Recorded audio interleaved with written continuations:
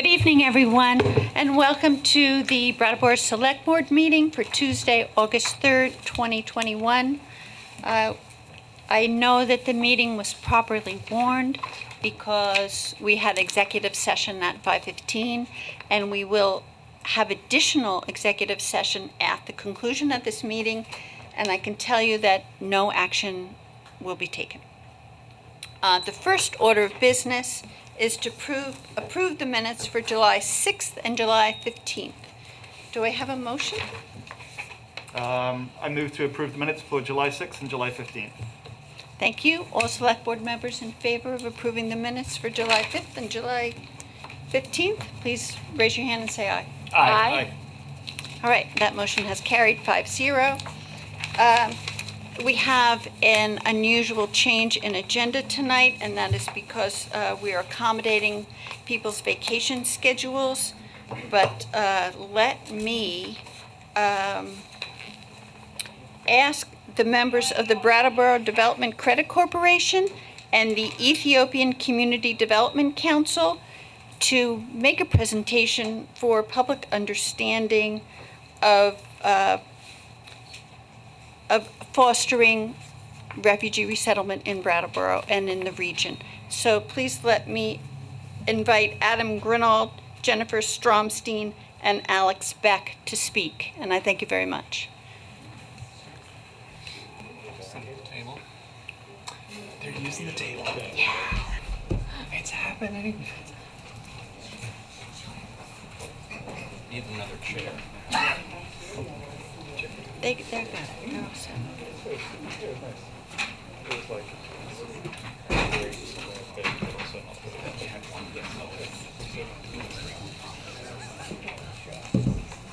Hi, everyone. Good evening. Hello. Thank you for having us tonight. My name is Adam Grinold. I'm the Executive Director of the Brattleboro Development Credit Corporation. With me, Jennifer Stromstein, Director of Programs, and Alex Beck, who is the Welcoming Communities Manager. So real briefly, I'm just going to give a high-level overview of how it is that a economic development organization is here talking about refugee resettlement. And then Alex will go a little more detail with the presentation and then meet some of our partners as well. Adam, can I just ask you to speak up? We've got a really full house, sure. And the microphone picks you up for the television, but not for the room. Absolutely. Thank you. Yes. So how did an economic development organization get to be here? It started about 10 years ago when BDCC supported the Southeastern Vermont Economic Development Strategies, known as SEVEDS, process for creating a comprehensive economic development strategy, which is a federally prescribed process for the Economic Development Administration. And during that process, we really tried to understand what were the challenges, what were the assets of the region, and through that work started to understand that Windham region was aging faster than most parts of the state and the country, in fact, and that we were losing population as well. So one of the key objectives of the SEDS was to find out how do we keep people here, how do we increase our population, how do we keep people here, and how do we grow our population. So we knew we had to retain youth, so there's a lot of the youth programs in the high school that are aimed at connecting the youth with careers and life here in Windham region. And then we also knew we needed in-migration and immigration. Challenges there is, if you go to look up who's in charge of immigration in the Windham region, you're not going to find anybody.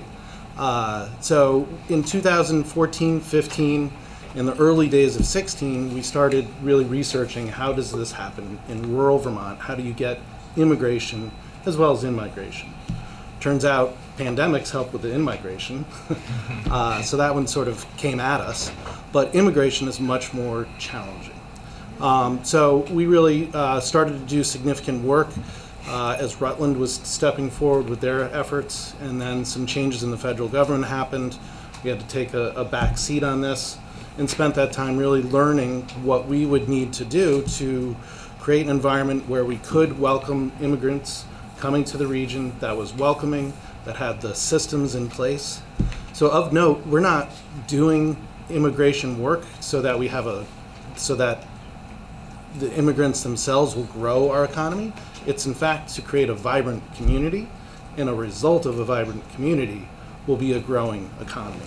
So it's really an outcome of it. It's not the sole purpose. So as people learn about this and have that conversation, everyone has the same questions as soon as they start to understand it, which is, well, how are you going to teach second language? You know, how are you going to have childcare? How are you going to have transportation? And of course, housing. So, you know, our position is 5 years ago we had a housing challenge, 10 years ago we had a housing challenge. We continue to have a housing challenge, now with some slight changes that we've seen through COVID. But we still have that housing challenge, but we also know we need people and we need them now. It's going to make us a more diverse region. It's going to create diversification, so from the rest of the state, if we can get this right. So I'm going to hand it over to Alex, who's going to just go quickly through some of the more details of why we need this, and then he'll introduce some of our partners in this effort. Yeah, thanks so much. So first and foremost, Adam mentioned the CEDS, and that was a process in which we talk with communities in towns and municipalities all throughout Windham County, and they said, and employers said, we need more workers, we need to increase the size and quality of our workforce. And so the first thing that we really did was identify what is causing some of these demographic challenges and why we think, or how we arrived at immigration being one of the counters to these trends. And again, this is the why these are topics that we're focused on. Next slide, please. Next slide, one more time. So this is a story most people are familiar with, which is over time, our population is declining. And relative to other parts of our state, Chittenden County is an example of a community that grows and is continuing to grow. Not all regions in our state benefit from that growth, and so part of it was looking at what do other communities have that we don't in terms of population growth. Next slide, please. And then the next question is, why is it important to grow our population for reasons beyond workforce? And I think, you know, this demonstrates the trend in declining school enrollment and high school enrollment. And so we have schools that we have done a great job making strong, and you know, we're the first people to know how good our high schools are providing for students who are already here. We just have fewer and fewer students, and that is a problem across the county. And it impacts things. A great example is, for instance, an English language learning class will cost the same to educate one student as it would to fill that class with 10 students. So that's one reason why the school system benefits from an economic standpoint. But also that one student right now is alone in an ELL class. And so the idea of having a more vibrant school system means our English language learning classes aren't separate from the general population. It's part of what our community is already doing well, but just more of it. Next slide, please. And then this shows our breakdown in age of our population. And you know, Vermont is among the oldest states, average states in the nation, and Windham County is among the top in our state. And so this just shows that by 2030, the amount of workers or working age folks we have will continue to decline, and that is fine so long as we're replacing those folks with new people. Next slide, please. And so this is what our labor force participation rates. So these are people who are actively seeking work or are working. And you'll see that we peaked in 2010. And right now, and as of 2019, we are at the similar amount of labor force participation as we were in 1990. So even though our economy has grown, we've added jobs, new stores, all of the things that you would associate with a vibrant community. Those things are happening, but what isn't happening is that next generation of people to take those jobs, to be volunteers, to have their kids in the school system. Next slide, please. And so why we arrived at more people and specifically immigration as a way to counter these negative trends, next slide please, is because it's one of the things that, for one, is already reversing this trend. So Windham County is already, over the last 10 years, there are less folks who look like me, or there are more folks who look like me who are leaving, and there are folks who don't look like me who are coming in. And that is the population that is actively, again, filling those jobs and seizing those opportunities. And so then when we look at the rest of the country and how other rural communities are reversing these trends, or why they aren't in similar workforce shortages as we are, and it's because something like what Adam mentioned is that a lot of communities have an organization or a group of organizations responsible for supporting immigrants in general. And so that's really how we arrived at this being one of many important investments we could make in our community and making it more welcoming to all people, but especially folks who want to be here and are in the working age population. Next slide, please. So this is just, again, the brief history that Adam touched on. This is not a new conversation for our organization. We've known that growing our population has been a top priority since 2014, and we're doing a lot of those other things to make sure that we're supporting Vermonters who are here now. Again, the research around refugee resettlement started in 2015, and then most recently, as a part of the Working Communities Challenge, which is a program by the Boston Fed, we convened a team of stakeholders with a group in Windham County supporting asylees to really start exploring what it would mean to be a supportive and welcoming community. And this is the last slide.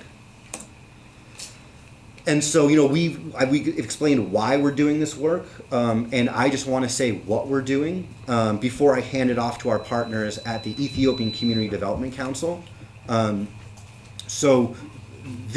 What our role here is to convene the partners that we work with regularly in our other workforce development work and other community development work to help design that system and the infrastructure to support incoming folks of all backgrounds. And so we have a team of partners that include SIT and World Learning, the Community Asylum Seekers Project. We have the Planning Commission of Windham and Bennington County involved. And we also have folks like the Southeast Vermont Transit. It's good to talk about high-level systems, but it's also really important to talk about how are folks going to get around our community and get to work and access services. So these are all individuals that we've been working with for quite some time, and it is through this work and research that we were introduced to the Ethiopian Community Development Council, which is a refugee resettlement organization that has put in its application to open an office here in Brattleboro. And so what our role is as this Welcoming Communities Initiative is really that once the refugee resettlement program is established, which our partners will talk about, is to make sure that we're a community in which these folks want to stay. When they're no longer refugees, when they are new Americans, they'll be able to move anywhere in the country they want. And it is our role as a community and as a group of folks to develop those systems to ensure that the folks who want to stay can do so. And really just making sure we're being intentional in how we design these systems and include others in this conversation. So unless there are specific questions about our role, I'd like to hand it over to the Ethiopian Community Development Council. I believe Sahaye Tefera should be there, and perhaps Jessica. What? Rebecca. Yep. And so they're. No. I don't know if is there a raise hand option? So Yes. I got one of them, believe. What were the two names again? Sahai, here's Sahai, the founder of ECDC. And I believe it's Rebecca, and I've forgotten her last name. Rebecca EDC, yes. Here. Yep. And so I believe Sahai will provide an introduction, and then there'll be a short presentation after. Thank you, Alex, and good evening, members of the Select Board. My name is Sahai Tafara. I am the president of the Ethiopian Community Development Council, which is abbreviated as ECDC. We have been operating since 1983 as a community-based organization. Even though we started to assist members of the Ethiopian community initially, we expanded our services to be more multicultural, multilingual. As a result, we have been resettling refugees from many parts of the world, including Africa, the Middle East, Southeast Asia, Latin America, and some also from East Europe. Today, we have presence in about 16 cities around the country. Some of them are our own branch offices, like in Denver, Las Vegas, Maryland, and Virginia. Some are sister organizations that are established by local refugee immigrant communities. So our role is to help these people maintain capacity to be able to partner with us. This year, we are planning to open 6 more sites. 4 of them will be affiliate organizations. 2 of them will be our own branch offices. Of course, one of them is the INFORMATIONAL in Brattleboro, and the second one will be in Wisconsin, Wausau, Wisconsin. We are very excited and we are very grateful to Adam and Alex for introducing us to the community. We have had discussions with many stakeholders, including the state refugee coordinator, who has been very gracious with her time and in welcoming us and supporting us. We are planning to open the office as soon as possible. But as you know, the process is we have applied to the Department of State that must approve our application. Once we have the green light from them, then we will start operation. Even though technically we are to start in October resettling, but realistically, we may not have the first refugees most probably until the end of October, November, or even December. We are going to start small and then let it grow annually, depending on the conditions of the environment and so on. So that is basically what we are planning. I have my colleagues with me, both Rebecca and Jessica and others. I will have Rebecca present, our plans, what we intend to do, how we're going to do it. With that, I thank you and pass it to Rebecca. Thank you. Hi, everyone. My name is Rebecca Ilamaskal. I'm the R&P Associate Director, and thank you all for meeting with us today. I'll briefly talk about the program. I have a presentation. I believe we can start showing it now. But I can start as well. So we wanted to have an understanding of who refugees are. Refugees are people who have been forced to leave their country in order to escape war, persecution, and natural disaster. These people are coming from different parts of the world. ECDC to date has resettled over 60,000 people from around the world. We can move to the next slide. How are these refugees come to the US? There is a presidential determination that happens every year. The president consults with Congress and sets a number, and that will allow for refugees to come to the United States. These refugees are identified by UNHCR, and then once they have that identification, they'll be referred to the United States Refugee Admission Program. And once that happens, then they will be settled through the Reception and Placement Program, which is funded by the Department of State, Population, Refugee, and Migration. Next slide. So how are refugees determined? It's a long process. Individual go to eligibility interviews, and there is an extensive background check that's done. And once that is approved, they get the first approval, then they will have a medical examinations that they have to go through. And there will be a pre-arrival cultural orientation class that will help them familiarize themselves to the places they are going to go. And then they will have to wait for their IM flights to be booked, and that's when we will be expecting to receive them. How do we get those refugees to come to the locations? So ECDC is one of the 9 resettlement agencies in the United States. There is an allocation process that we follow, which is run by the PRM through the Refugee Processing Center. There will be an external allocation, and some of them might be US ties, which means they will get connected to their families who are here placed in the US before them.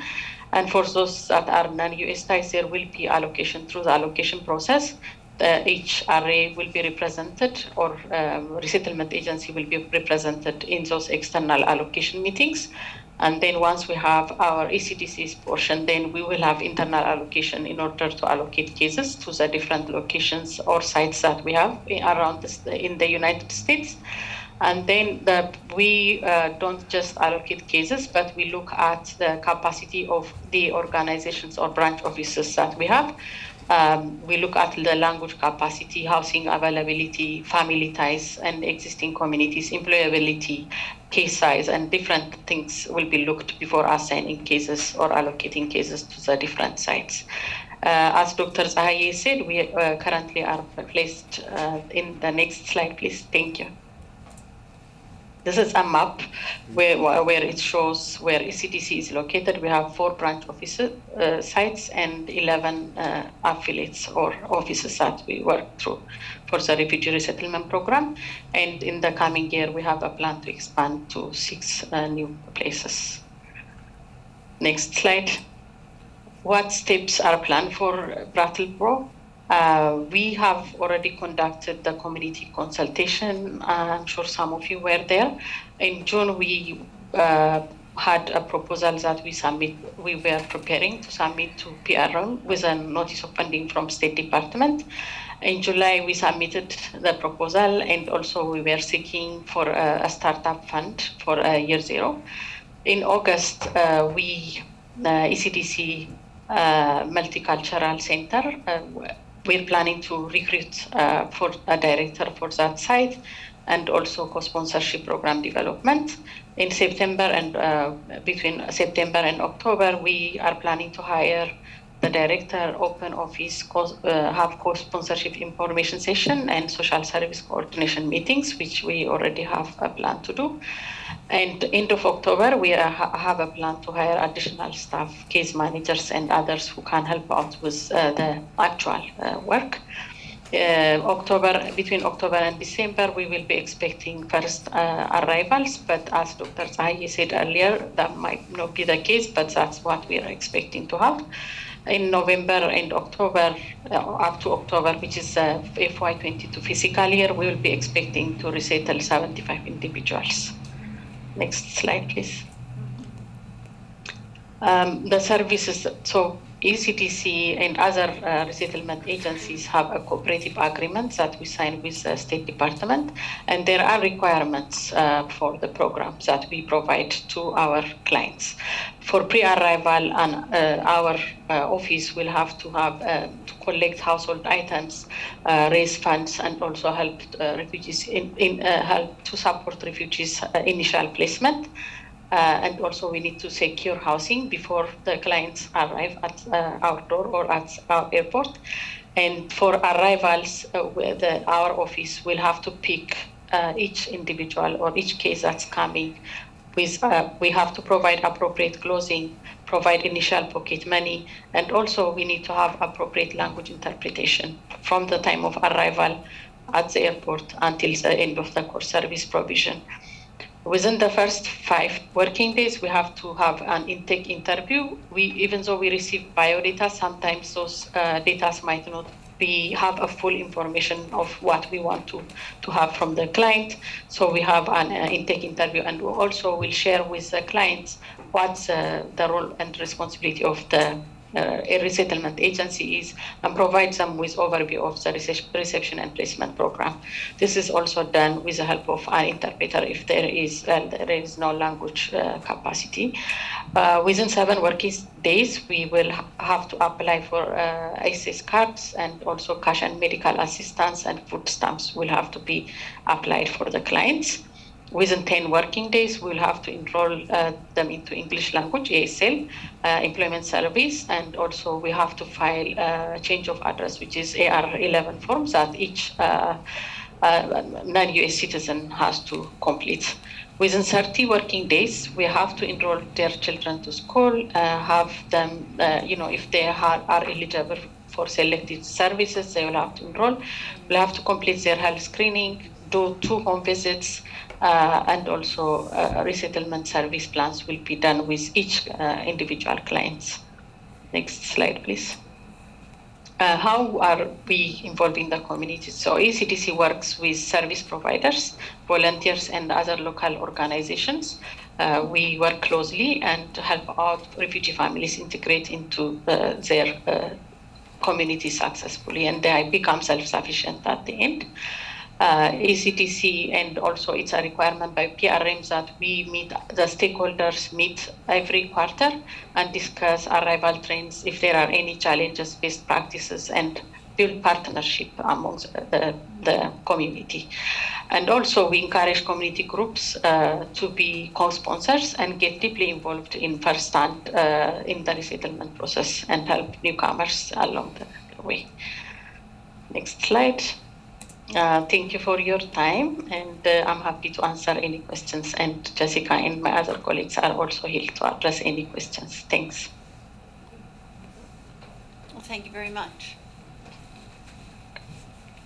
Are you completed your presentation, and we'll take comments? I think, depending on the nature of the questions, I'm assuming they'll mostly be for ECDC, but we'll be happy to answer any questions about our role as well.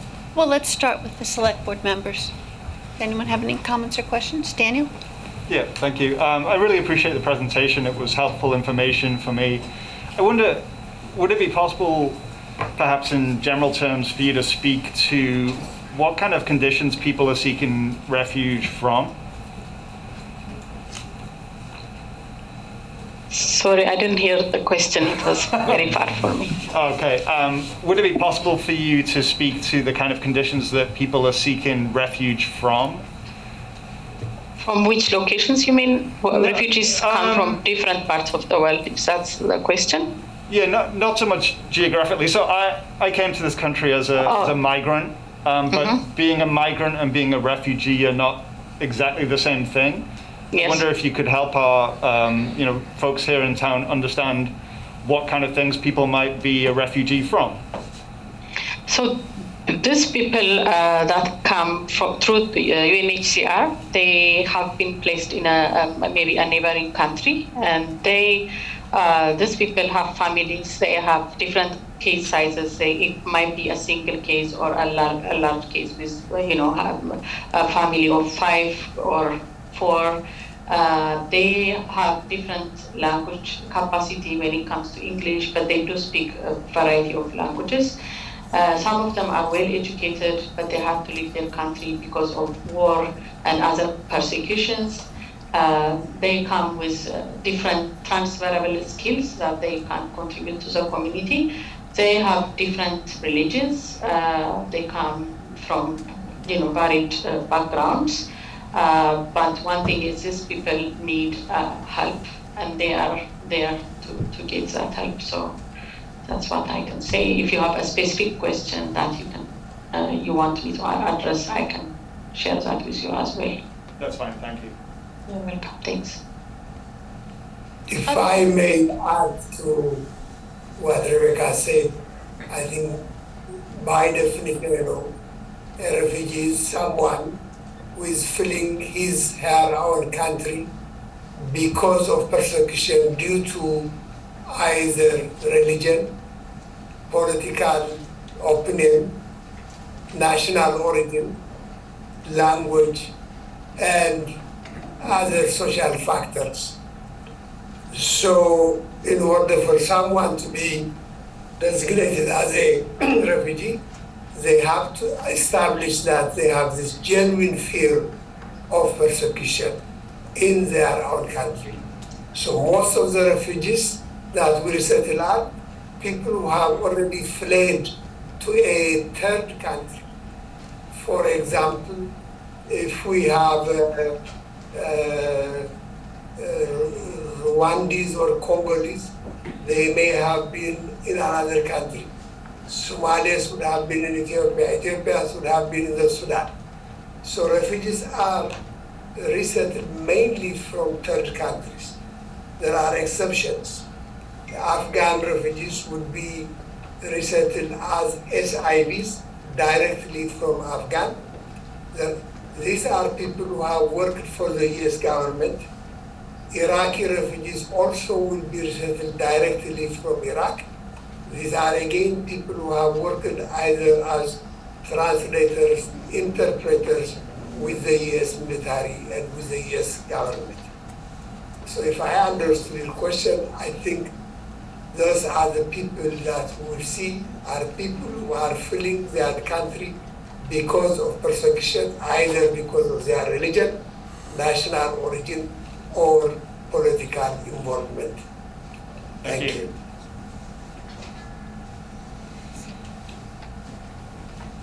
Okay, thank you very much. Any other select board members have comments? Yeah, sure. So I'm curious, a lot of the towns and cities on your map that you showed where you already have offices are much larger than Brattleboro.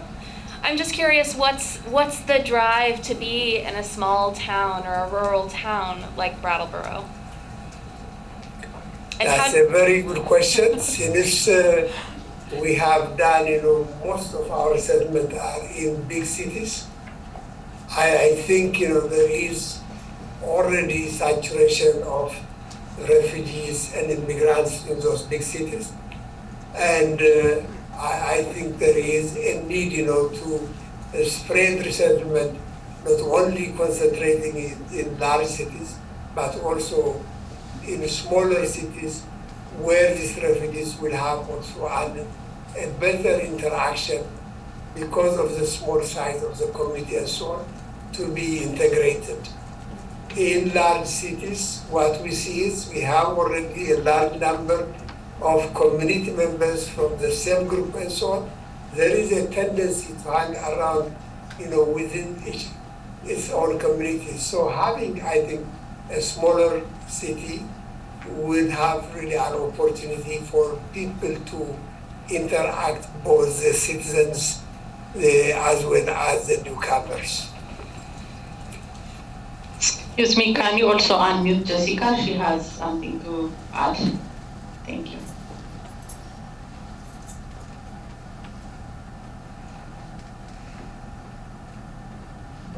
I won't respond specifically to this question, but I was just muted, so I'm here now. Thank you.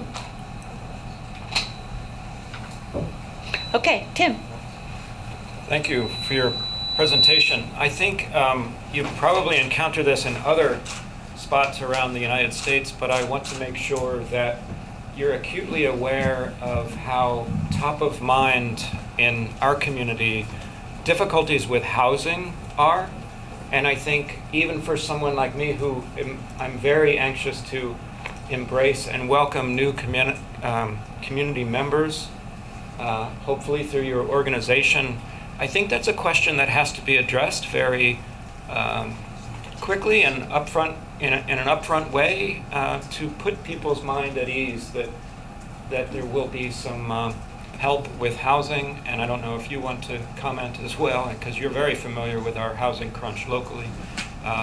So that's going to be a question you'll hear a lot. So I'm going to give you a chance to answer how you go about finding suitable housing in a community with housing challenges.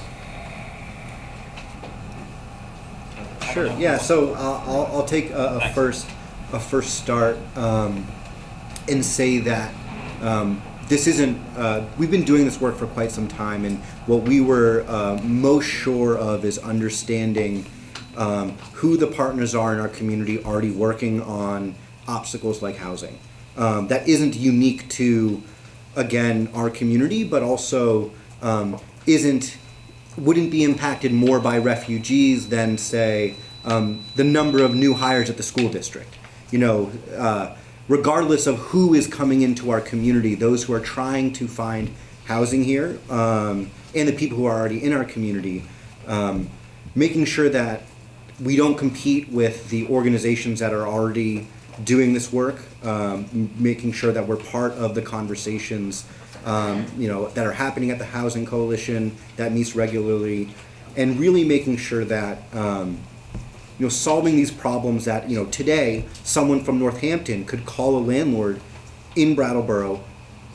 They see a unit on Craigslist, and so that is a privilege that someone who's in the United States right now can afford. And so I think when we look at the different instances of how people seek housing and can engage in the programs that exist, it's really making sure that we're not competing with the folks who are here, but we're also creating the space for other groups like immigrants to access housing at least as equitably, but perhaps poorly as we all are. And that, again, no one is going to solve the housing crisis by October. It's really making sure that when we are all spending time on solutions, which we are, working and in close conversation with all of our housing partners, is that what we're planning for next year and 2 years and 3 years down the road is serving all of our community members, the ones we have and the ones we want. And part of that is us learning about what's accessible to the folks who are here and making sure that we're not competing for those units and those opportunities, and then also making sure that the folks who do want to come here at least have as good of opportunity as anyone else that isn't the most wealthy among us. I think a lot of people are thinking about second home ownership, and those often exist in communities that we're not talking about either. So again, I think the really understanding where the housing is and matching those resources will be an important part of it. And it's where no one will show up, as you see, until the housing is secured. So the pace at which this occurs is the pace at which we can solve these problems collaboratively.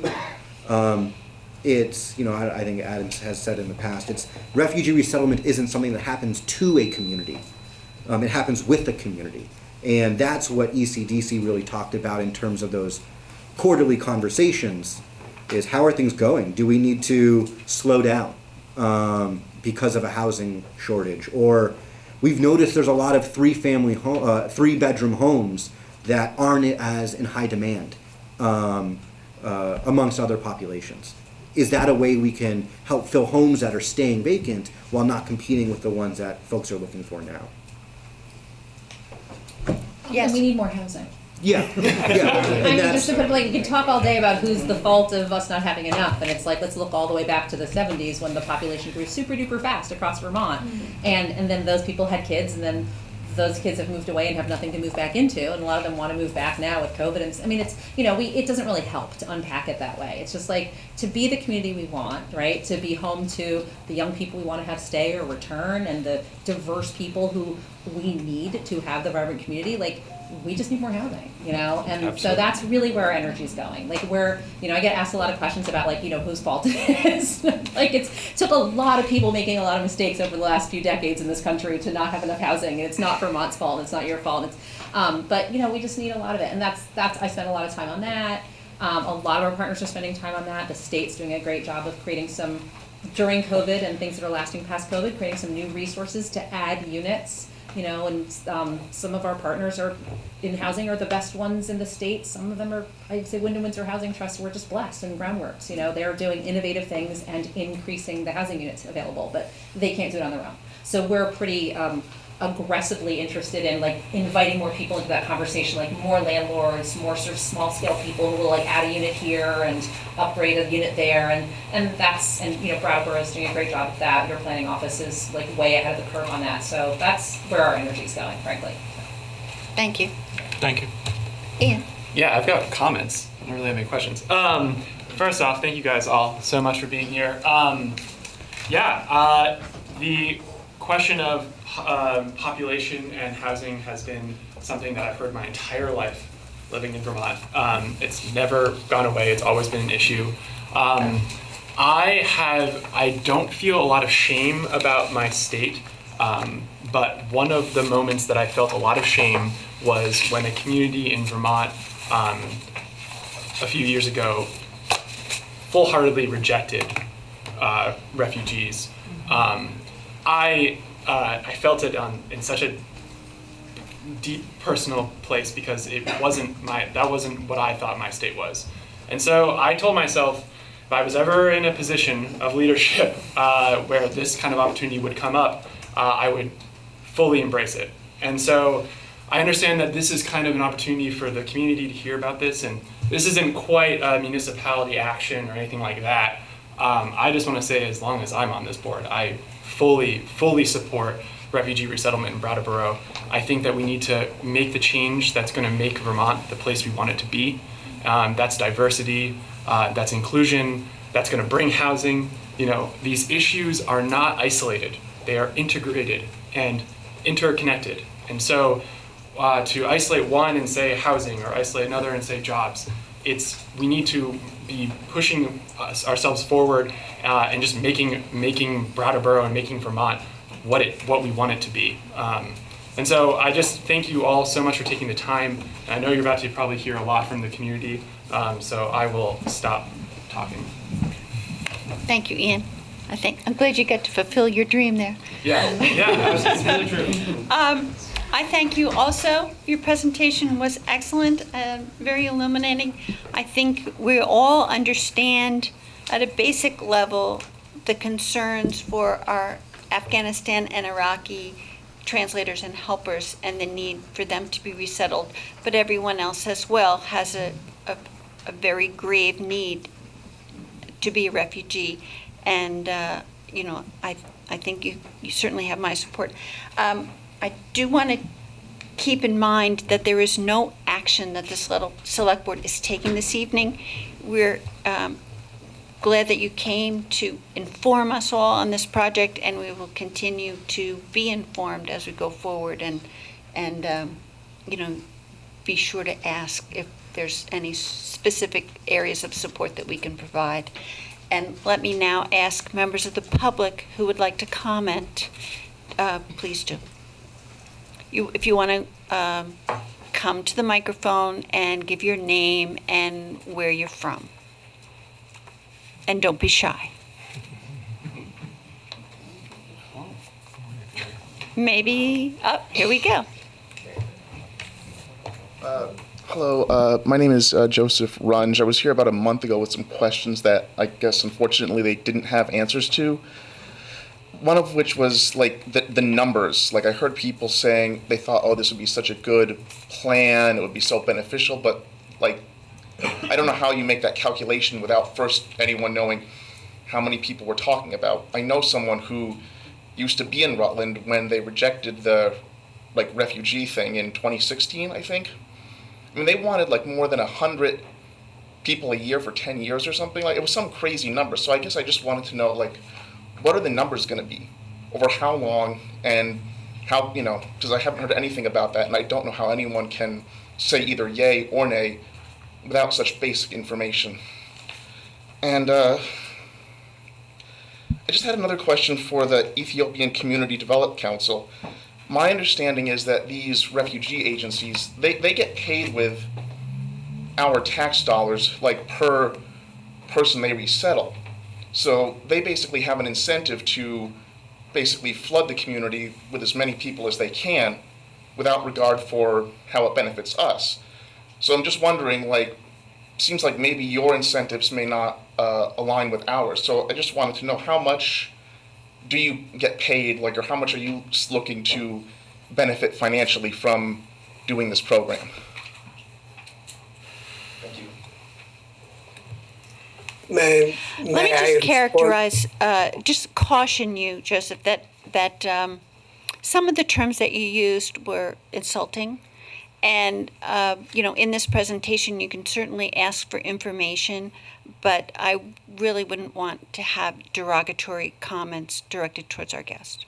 I just wanted to know the number of people coming and how much the Economic Development Corporation, not the Economic Development Corporation, the Ethiopian Community Development Corporation, how much they benefit financially. That's basically All my right. two questions. Very good. That was in the presentation. Up to 75. It was up to 75 a year. Alec, do you want to comment more specifically? Yes, or Tahai, if you would like to respond, but I think the number is up to 75, but the pace at which we approach that number is, again, in partnership with the community. And I'm sure it's a very time-consuming operation that the Ethiopian community has, and so I don't know if you care to comment about your disbursement of funds, but the question has been asked. I would be happy. I think We're not that's hearing. a legitimate question. The number, as Adam said, is going to be maximum is 75. If you divide that by 12 months, we are talking about, you know, about 5-6 people a month. I can mute them and try and unmute them.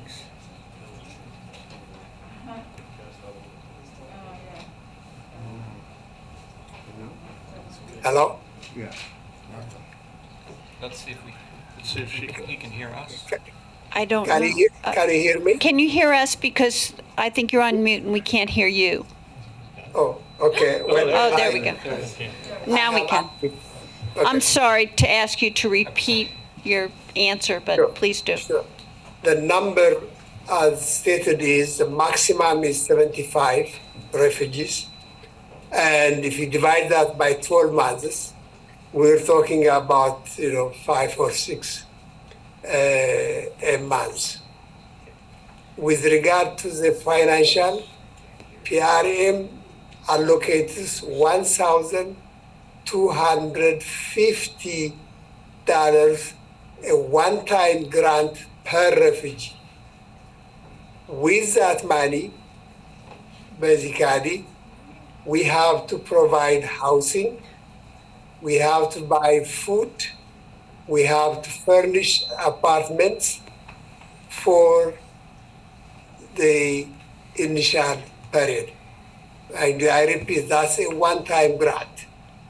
So imagine, what kind of a financial benefit would you get from 1,250 per refugee after you have.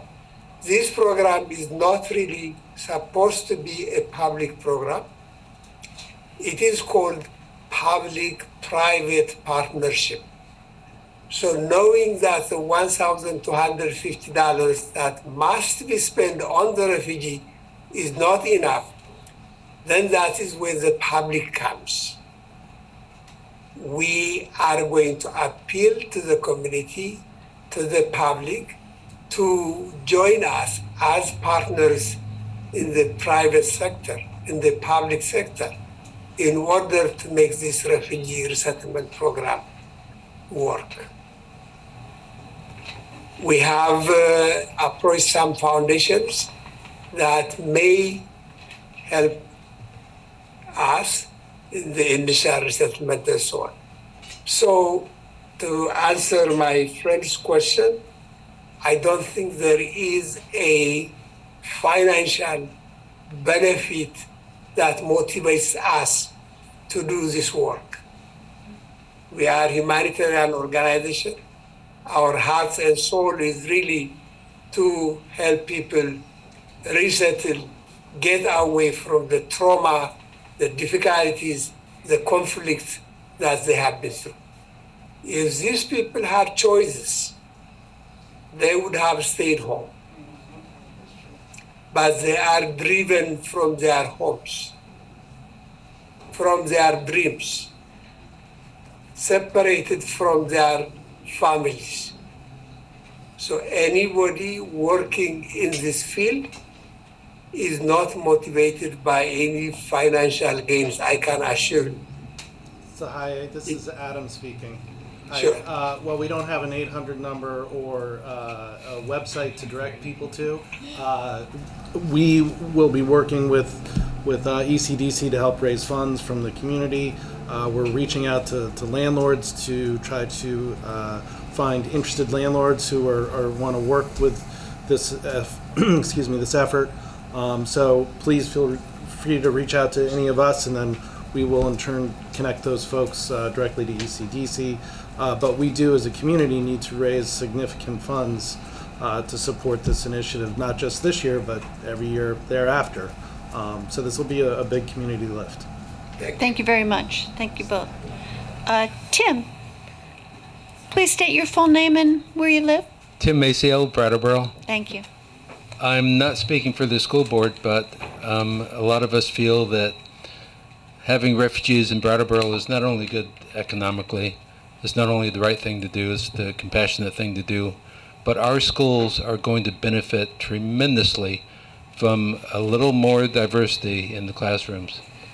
We're very well positioned to serve refugee children, having embedded language teachers, having the Career Center, having an excellent core of teachers. But the children of Brattleboro we prepare them for life in America, a diverse community. This is only a really great thing for us. So I'm just hoping that the first batch of refugees who come to Brattleboro, that there's a lot of children entering our schools. Thank you. Thank you very much, Tim. Thank you. Who's next? Yes, Gary.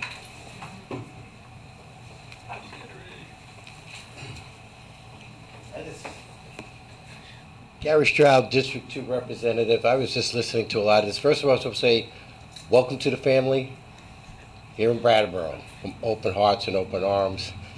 And second, you can never put a price tag or anything on freedom. All of us paid, be it our family or forefathers, to come here, to settle down, to have a life, peace, happiness, and equity. So when people start talking financial, I just say, listen, we all paid a cost and a price for our freedom, and we all should be thankful and grateful where we are right now, because something like that should be extended to everyone in the world, especially, and I'm proud to say in Brattleboro, that's something that we're doing again. Thank you, welcome to the family.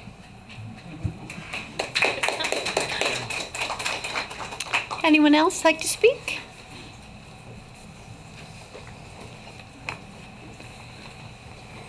Good evening. My name is Jeff Lewis. I'm here with a small group from St. Michael's Episcopal Church. We've decided to explore deeply becoming a co-sponsor in this project because we think it's good for the community. We think it speaks to our heritage, which was spoken to before, that we are all refugees in one way or another. It makes our community richer and deeper, and we're proud to be part of this. Thank you. Thank you.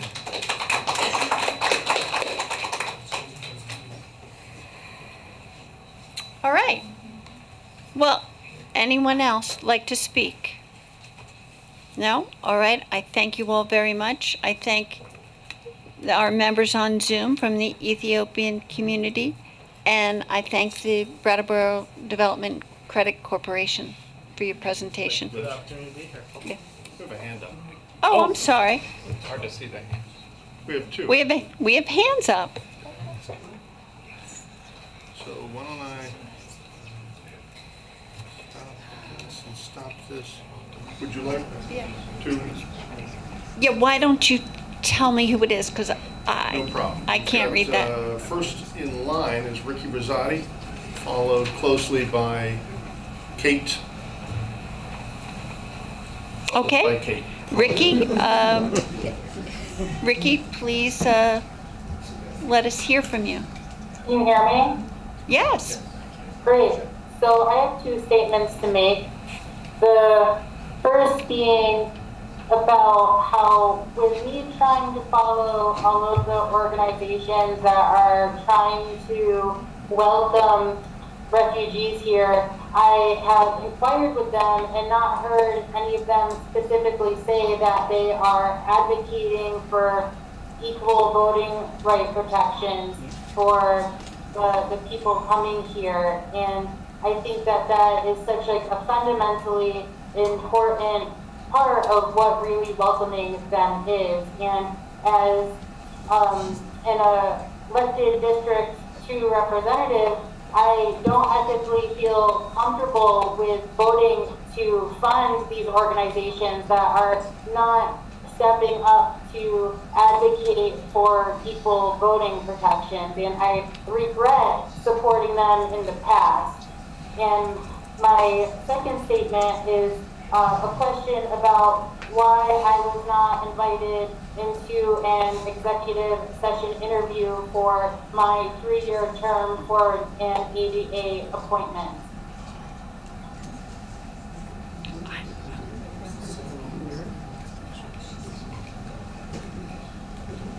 Oh, yeah. Okay. Ricky, I thank you for your two comments.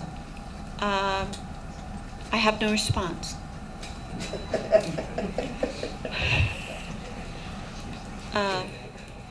Patrick? Yeah, sure. You can try the next one.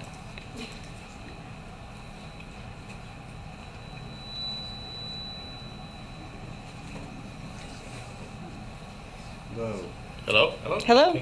Did folks want, I wasn't sure if Ricky was going to get a response, or should I begin? You please begin. Tell me your name and where you're located. Yeah, I'm Kate Probert-Klum. I'm the executive director of the Community Asylum Seekers Project in Brattleboro. And I don't have a question so much as a voice of support. We support asylum seekers in Brattleboro, which is a very similar process. We currently have 12 asylum seekers from around the world that we're supporting. And so seeking asylum is very much like seeking refugee status, except you do it from within the borders of the US instead of outside. And we've gotten a number of emails and calls from supporters and volunteers in our network asking if we're involved in the effort with ECDC, and just wanted to say that yes, we are. And how that collaboration is going to play out is still in process. It's in conversation, but it looks like we're going to be doing some of this work together because the work is so similar. And just to say that over the last month and more, we've been in really good conversation with BDCC and with ECDC, and that they're thinking this through very clearly, that they're well acquainted with the challenges, particularly housing. And as people who have been doing this in the area for 5 years, we're fully on board and ready to collaborate in whatever way makes the most sense. Just wanted to plug that in there. Great. Thanks. Thank you very much. Okay, Patrick, anyone else? Yeah, we have Marion Major. Okay. Hi. Hi, Thanks Mary. so much for having me. I'm Marion Major. I'm with the Wyndham and Windsor Housing Trust. I also wanted to comment in support of this initiative. This is definitely a systemic strategy coming from a lot of different angles. And I'm glad that housing came up as noted as a challenge that our community and Vermont is facing. And I'm also happy with the information that Alex presented about the demographic challenges we've been having in Vermont. Like Ian said, the conversation has been going on for a really long time. And this is a really exciting strategy to meet the needs for a thriving community here. So we're excited to be part of the process and excited to hear that the challenges are being faced head on from from a lot of different sides. So that's great to be a part of them, and excited to be here. So thank you. Thank you, Marion. And we have one more, Audrey.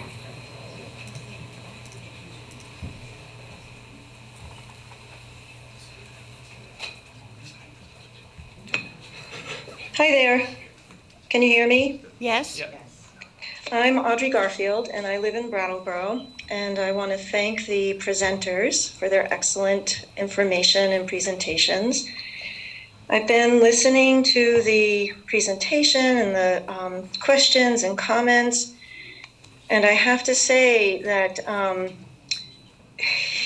some of it has made me very uncomfortable. I mean, Brattleboro, we're saying the quiet parts out loud, The conversation about housing, like I look at what's happened with housing in the last year, where people from out of state have come into Brattleboro and paid over market price and priced out locals and increased rents. People are already coming to Brattleboro, right? And I wonder why there's now, concerns about this particular demographic with housing. And we've heard a lot about how refugees can give so much to our community. And I'm wondering, the bigger picture, what we can give to them, right? So I said this, about a month ago at the select board meeting. Brattleboro, like most communities in this country, have a reckoning with our racism and our xenophobia. And, how do we as a community, 94% white, there's a reason for that, right? How do we as a community create a community where Black people, Indigenous folks, and people of color feel safe and valued, So I think that's really the bigger picture. I want to welcome Chief Hardy. And I read in an article that she was going to help Brattleboro with our DEI, our diversity, equality, and equity and inclusion. And I have no doubt that she will do that because she sounds like a powerhouse. And at the same time, it can't fall on her shoulders, right? It's our work as white people to do this work, to do the anti-racist work, to do the equity work. And so I hope that, we go beyond the sort of performative lip service of, yes, we support this, and which I think is important, but, I think we have to take action and really make Brattleboro and the surrounding area a place where folks can feel safe and valued. Thank you very much, Audrey. Patrick, is there anyone else? There is no one else. All right, then. Can I just say one thing? Go right ahead. I want to make sure that my comment and question about housing goes along with what I did say, that I'm fully in support of the program. But I do feel that housing will want to be one of these issues as we talk to our community that will come up over and over again. And I was very happy with your answer in that regard. The solution is to improve our housing situation, not to exclude certain people or certain demographics. So just want to make that clear because it wasn't quite sure that I communicated that well. Thank you. Thank you, Tim. All right. Let me again thank everyone participating, and thank you for coming and all this good information, and have a good evening. Thank you.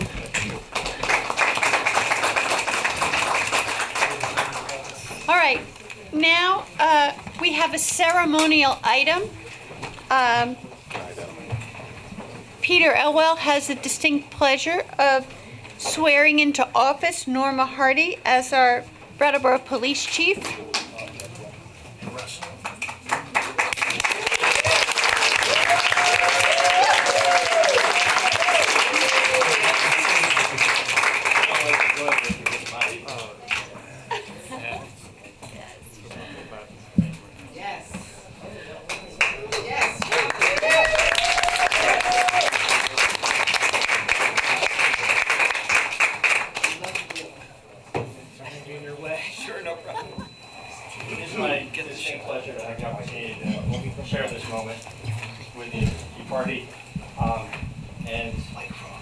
I'm very grateful. This is a surprise to her and a surprise to me. The department has shown up so powerfully to join in this moment. So thank you all.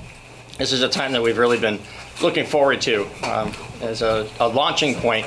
I want to say one quick thing about all of our very high expectations for this woman who has now been declared a powerhouse in our community. I think so too.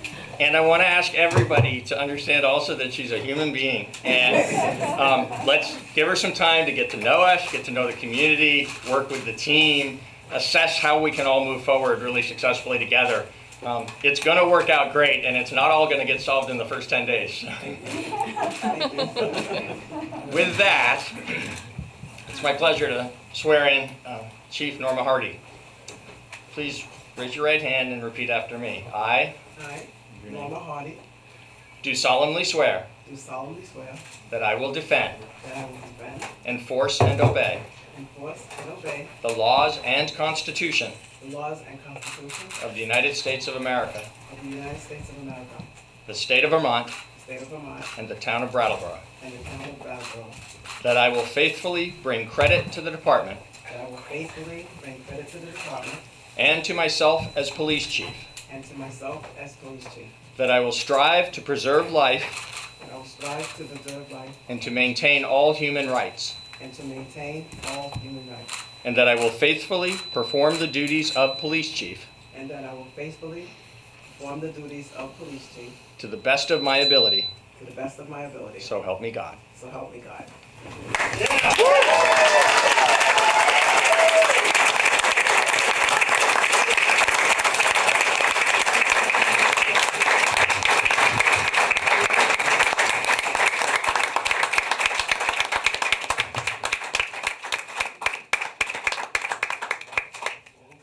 All right, we're going to take a 10-minute recess so we can all congratulate Chief Hardy. Thank you. We'll resume in 7:40. Thank you. All right. Thank you all very much. We're reconvening the meeting after that happy event. And once again, Chief Hardy honors us with accepting our position. Next item is Chair's remarks. And I have two items. First, I just wanted to mention that COVID-19 is rearing its ugly head with the Delta variant.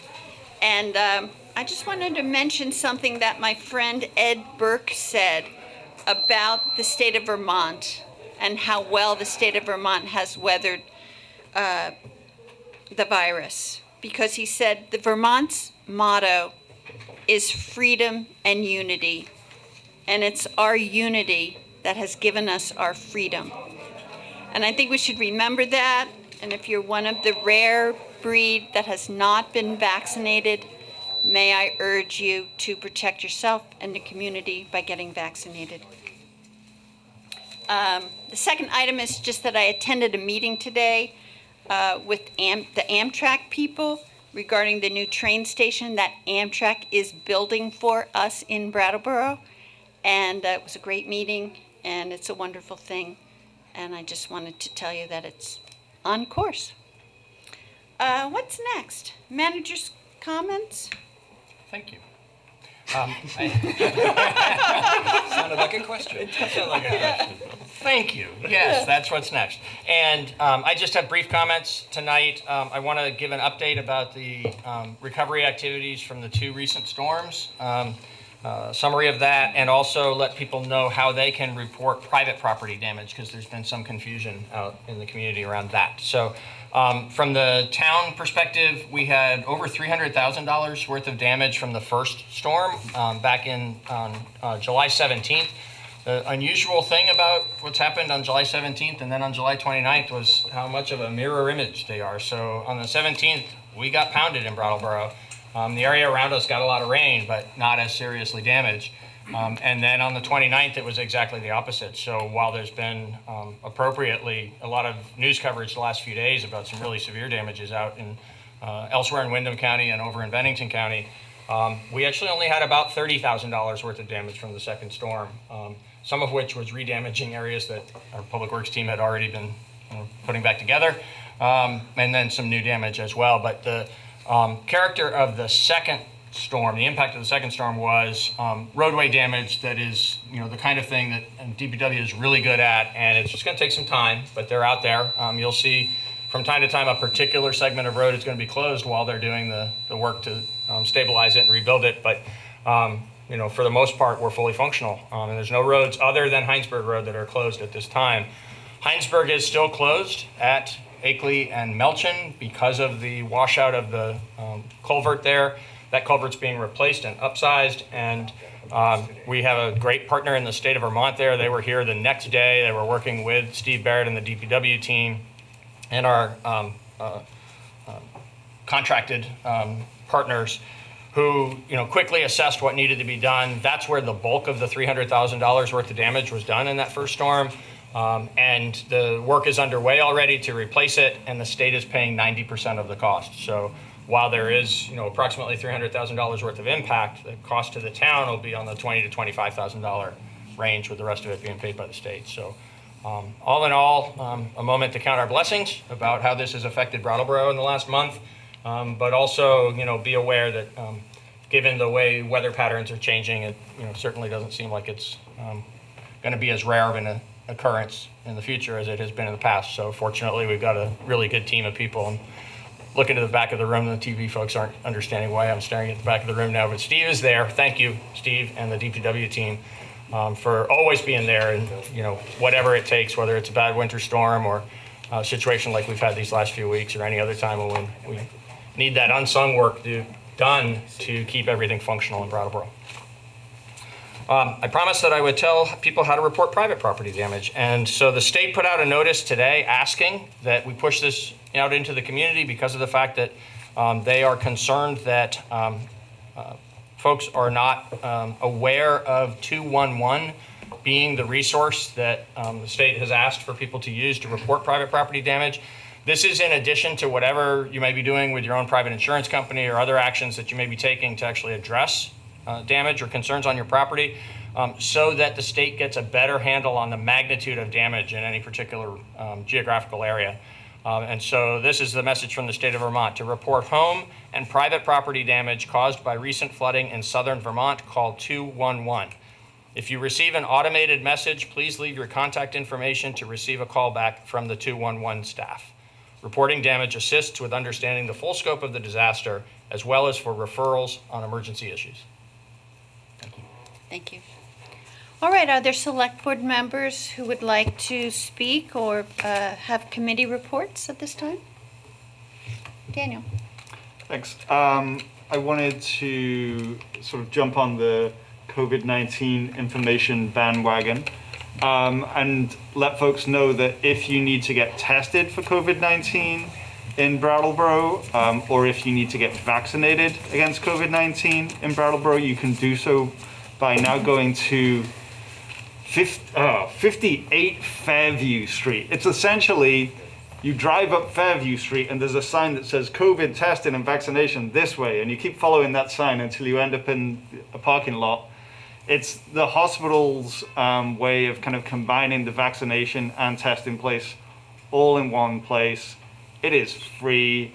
If you are concerned at all about exposure to COVID-19, and you want to make sure that you can tomorrow take your mask off and know that you're not going to infect your fellow select board members, you can go get tested. You'll probably get your result pretty soon. If you have not been vaccinated yet and you're thinking about it, I'd really encourage you to talk to friends or family members who have been vaccinated and find out why they chose to do it. It is our way out of this pandemic, which honestly, a few months ago, I thought we were really on our way out of, and right now, it feels very different. And so I would rather not be sitting here wearing a mask, and yet that's where we're at today, and I'm going to choose to do so when it feels appropriate. If members of our community, want to go back to masking in grocery stores or, other places where they're gathering, that is their right. They should feel supported in doing so. I'm hoping we won't get back to a place where we have to have mask mandates back in play, but if we end up there, then we'll do what needs to be done. Thank you, Daniel. Welcome. Anyone else? Tim? I have one quick, sort of nerdy procedural thing. The consent agenda is item number 9. And I just wanted to remind everybody that consent agenda are things that are generally layups for us. We do our homework on them, and we vote as a group on the consent agenda. Today it's 5 items. Today, I think when we get to that item, I'm going to be exercising my right as a select board member to pop it out of the consent agenda, because I do have one quick question about one of the items. But I wanted to remind everybody, as Ian is rapidly shaking his head because he loves this stuff.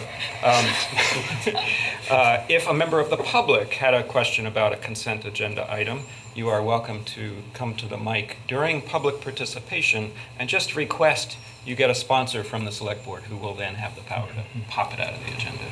Bit of a strange procedure, but it really does help us move meetings along and make sure we don't go past too much time.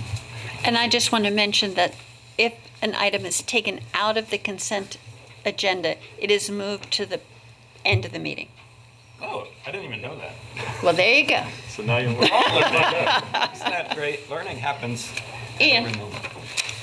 Yeah, I do love procedure. And I do also love this question of the balance of how often we explain the consent agenda and the amount of time that takes, if it's actually like worth having the consent agenda. If we explain it every meeting, then it's taking up as much time as the actual consent agenda does. So, but we should be explaining it sometimes so people actually remember what it does. Can I make one more? I'll finish my comments. I thought you were done. I'm sorry. Actually, my comment is, shout out to Patrick. I watched, without any interruption, us move from an in-person person giving some testimony is the wrong word. Comment. Thank you. And then moving right to someone on Zoom. And that is exactly the hybrid model. And I just really appreciate the work that you're putting into making that happen, because I'm watching you do it. And it's also really exciting as, Delta variant is coming and there's going to be more questions as to people's comfort level. The fact that we are still providing multiple ways that people can engage the municipal government makes me really happy. And thank you very much for your work. Yes, Patrick, thank you. Thank you. Yes. Tim. I just wanted to question, does it have to go at the end? Because if my question is for an employee who otherwise might be able to leave. So the procedure is, and we all know how important procedure is. The procedure is if an item gets pulled, it goes to the end of the meeting. And the employee and I have spoken. He's a green light to appear by Zoom at the end of the meeting if that's his choice. So excellent. Okay. Well, I think, in all seriousness, I know we're having a little fun with the consent agenda right now, but in all seriousness, I think it's important that because people normally aren't coming to speak to consent agenda items, and people do plan to come to speak to items that they know will be discussed, that's the reason why the standard way of using a consent agenda is when an item gets pulled from the consent agenda, which is pretty rare, as we know, it goes to the end of new business to be discussed. Okay. I think that makes sense, and of course, now that I've done this, the question itself will take much less time than the actual discussion of the consent agenda. Thank you. Thank you. Jess, do you have any comments you'd like to make? No, not today. Okay, thank you. All right, now we move to public participation, and let me just reiterate another procedural element of public participation is that this is for elements that are not on the agenda, and because they are not on the agenda, the select board can take no action on that, but we are absolutely ready, willing, and able to take any comment that you may have. But before we proceed, I think Peter wants to address an item. Thank you. Yes. I don't know if Ricky Rosati is still in the meeting or not, but I'm getting a nod from Patrick. So, Ricky, to you personally, I want to answer your question. And I just want to say, for the benefit of the others that are participating in the meeting, we didn't answer the question about committee interviews during the prior discussion because there was a focus to that prior discussion. It wasn't the time for general questions. Now that we're under public participation, I want to let you know that the reason there were no interviews tonight is because the positions for which there are applicants on tonight's agenda, there's none of those positions have more applicants than slots. So the select board interviews applicants when there's a choice they have to make between, say, like 3 applicants for 2 positions, or any other time when the math is such that there are more applicants than slots. And that's why there were no interviews tonight. Great. So members of the public who have an item that they'd like to bring up that is not on the agenda, please step forward and introduce yourselves. Liz, just want to let you know Ricky's got her hand raised. Before that, let's have Ricky come on so she can address, they can address what Peter just mentioned. Can you hear me? Yes? Great.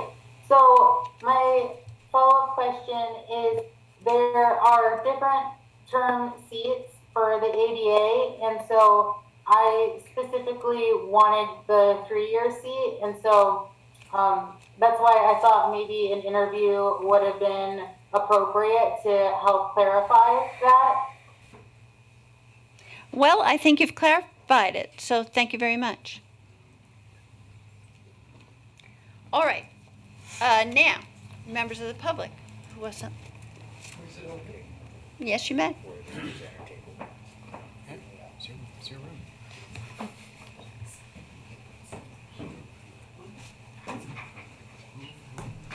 Hi, I'm Caitlin Wilkinson. And my name's Neil Sr., and I'm Caitlin's husband. And Caitlin owns Renaissance Fine Jewelry, 151 Main Street in Brattleboro. And we're here to ask the board to consider rescinding the recently approved entertainment permit for the River Garden. We have the following reasons. 1, none of the abutters had any prior knowledge of the proposed permit prior to it being granted. None of us knew anything about this until it was announced in the press. The second is, having shared a building foundation with the River Garden for 11 years, Caitlin is well aware of the potential problems. These include noise pollution. The River Garden is essentially a greenhouse with no sound insulation at all.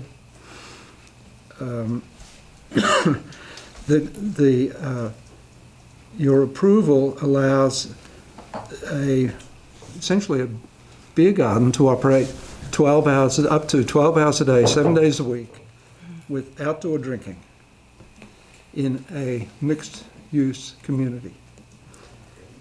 The second concern is historically the public has had disregard for the property lines between the River Garden and our property and the property of Mark Berman. Issues that Caitlin has had to endure over these last 11 years include, great list, public fornication, urination, defecation, smoking, drug use, violence, profanity, theft, and graffiti. With the help of the prior owner, Orly Munsinger, and Mark, she had been able to turn this area around so that it's now a shared space in a safe and pleasant environment. The third issue is there's been intrusion of water from the River Garden into the basement of 151 Main Street. Attempts to have this dealt with were unsuccessful. The fourth is there's been septic backup from the River Garden. And the fifth issue is the overflow of garbage. We anticipate that the proposed business, with its current permit, can only have a negative impact on the neighborhood property values. There's nothing about this that seems to going to be able to enhance the property that Caitlin now owns. The fourth issue is you are asking us to monitor any transgressions by the River Garden over the next few months. I'd just like to point out that Caitlin and I have, between us, raised 5 children. We have no interest in effectively being asked to parent the river garden. We believe that in small business and wish the river garden well and great success. However, the prospective owners are adults. They should be required to conduct their business within the confines of their property boundaries, without intruding onto their neighbours. I'm sure that they expect that of us. To remind you, as Robert Frost said, good boundaries make good neighbours. To reiterate, we're asking the board to rescind, and I know you don't take action tonight, but we're asking you to consider rescinding the existing permit until all the affected parties can reach a mutually satisfactory resolution of the concerns. We're happy to take any questions. Excuse me. Okay, so I thank you for your comments. Why don't I see if there's other members of the public who also have comments, and then I'll make a statement. I ask a question. Are we commenting on that or commenting on something else? I'm sorry? Are we commenting on that or something else? I'm very... Oh, let's stick to this topic at this time. So anyone else would... Yeah, go ahead, and then you can comment again as necessary. What I mean by that is you could sit back down. Oh, well, thank you so much. And Mr. and Mrs. Stokey, if they would like to sit at the table or at the microphone, it's your choice. My name's Byron Stokey. I'm here with my wife, Lee, to urge revision of the approvals that you've given to new plans for the river garden.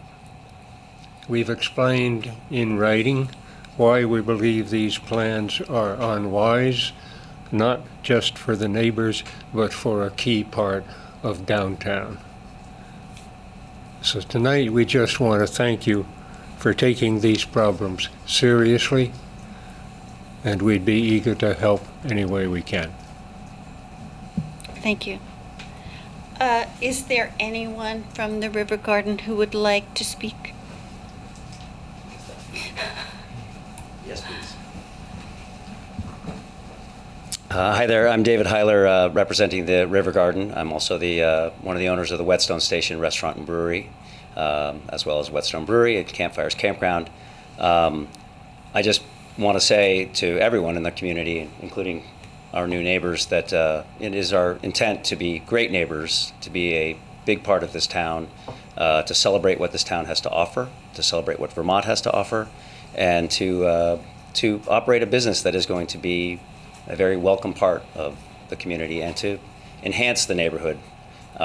We don't condone any of the behavior that Neil and Caitlin spoke of. That's something that we hope to police, and we have a 9-year track record at the Whetstone of doing just that, to try to run and operate a very safe and positive community business, and we will continue to do so. I know the Stookies well from the first day we opened the Whetstone. It's a very funny story, which I'll tell you at some point. And I know that we've had some issues in the past with noise, and I take those very personally. I think about them, and we haven't always, we've had issues. I recognize that.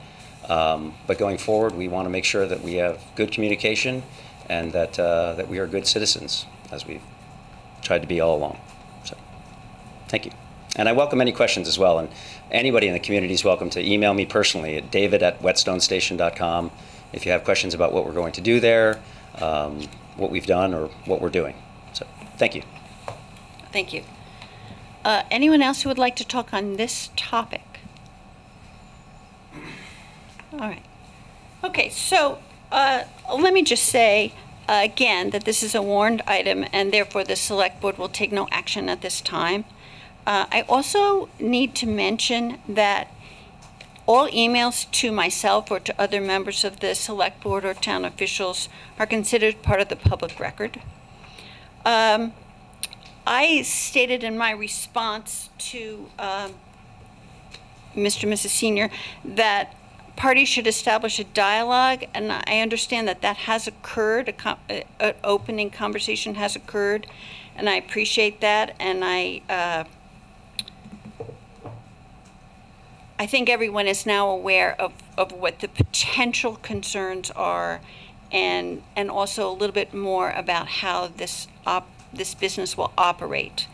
I believe that the select board and town officials acted properly and within the law. And I also believe that this is a land use that is appropriate to the central business district, and it is recognized that all uses in the central business district are welcome and welcome to coexist. I understand that there are a number of residential uses, but I believe that the proposed use is in the downtown is a community shared goal to have a lively downtown. I do not believe that there is a basis for the select board to take any action at this time. I do not expect the neighbors to police or parent this operation. I think that, if there are issues, they will be brought to the town administration, and the town administration will deal with them at that time. And if they need to rise to the select board, we will make all due consideration. At the present time, I just don't think that there's any reason for us to think that the River Garden is going to operate contrary to public health and safety.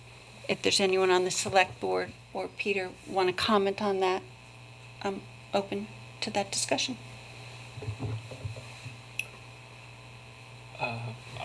Yes. I'll comment. I have to admit I'm a little dismayed at the procedure as to how this happened.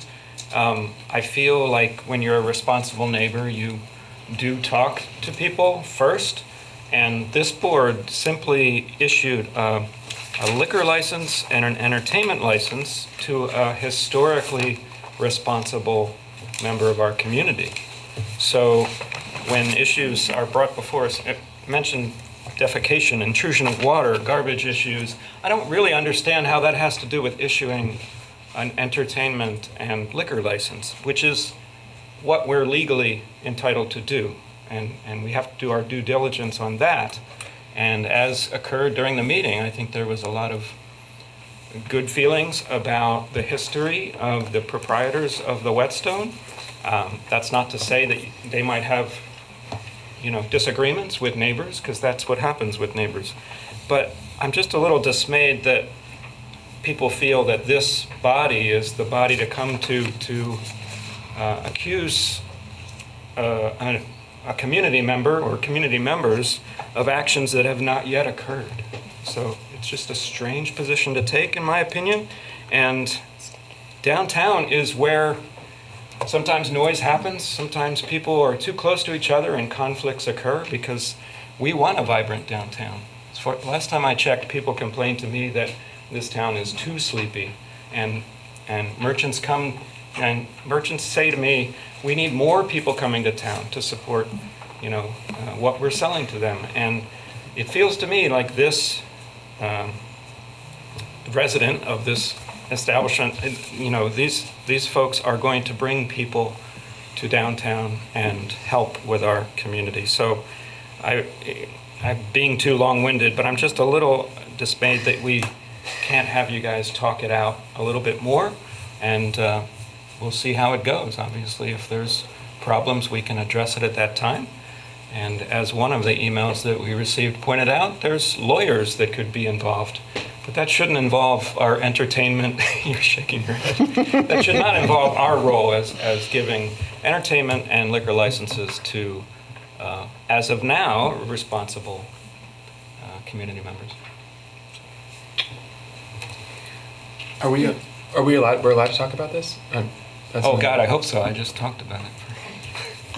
Well, we can't act on it. Peter, what would you say would be our rules for I think you've opened the floor for there to be commentary and been really clear about the fact that you can't take action tonight. Absolutely. I just have one question then. Mm-hmm. It's probably to Peter. Sure. So there was raised a potential issue of proper notice. Right. Can you either speak to that now? Sure. Yeah. I can. That'd be great. So I've conferred with I thought I knew the answer, but I wanted to make sure because we knew that this matter would be coming up tonight. And so I've conferred with Bob Fisher, the town attorney, and it is unequivocally clear that there is not a butter notice requirement in the entertainment licensing procedure in the manner that you would have a required notification of abutters, for instance, when there's certain kinds of zoning matters that would be going before the Development Review Board. So and I could say, so that's the legal answer. I've conferred with Bob, and he's confirmed there was no obligation to advise abutters. I can say as a matter of procedure, we did follow in this case, in terms of staff's review of this application, the procedures we normally do follow. And what those include is a consideration of the location of the business. And so for us, it was significant that this is right in the heart of the central business district and the type of activity you would expect to go on in the central business district, with respect for the fact that there are people who also live in the central business district. Issues of inappropriate use of a commercial nature vis-a-vis a residence would be something that staff would delve into more deeply when it's an encroachment of commercial uses into a residential space. In this case, what we have is, what's been the downtown commercial area for over a century, maybe a couple. And so there are sometimes issues that arise where the primary commercial uses there do have some impact on the residential uses there.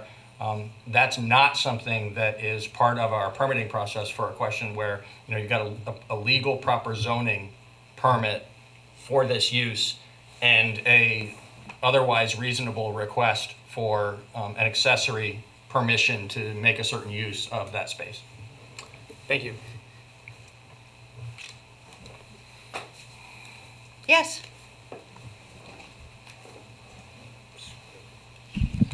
I have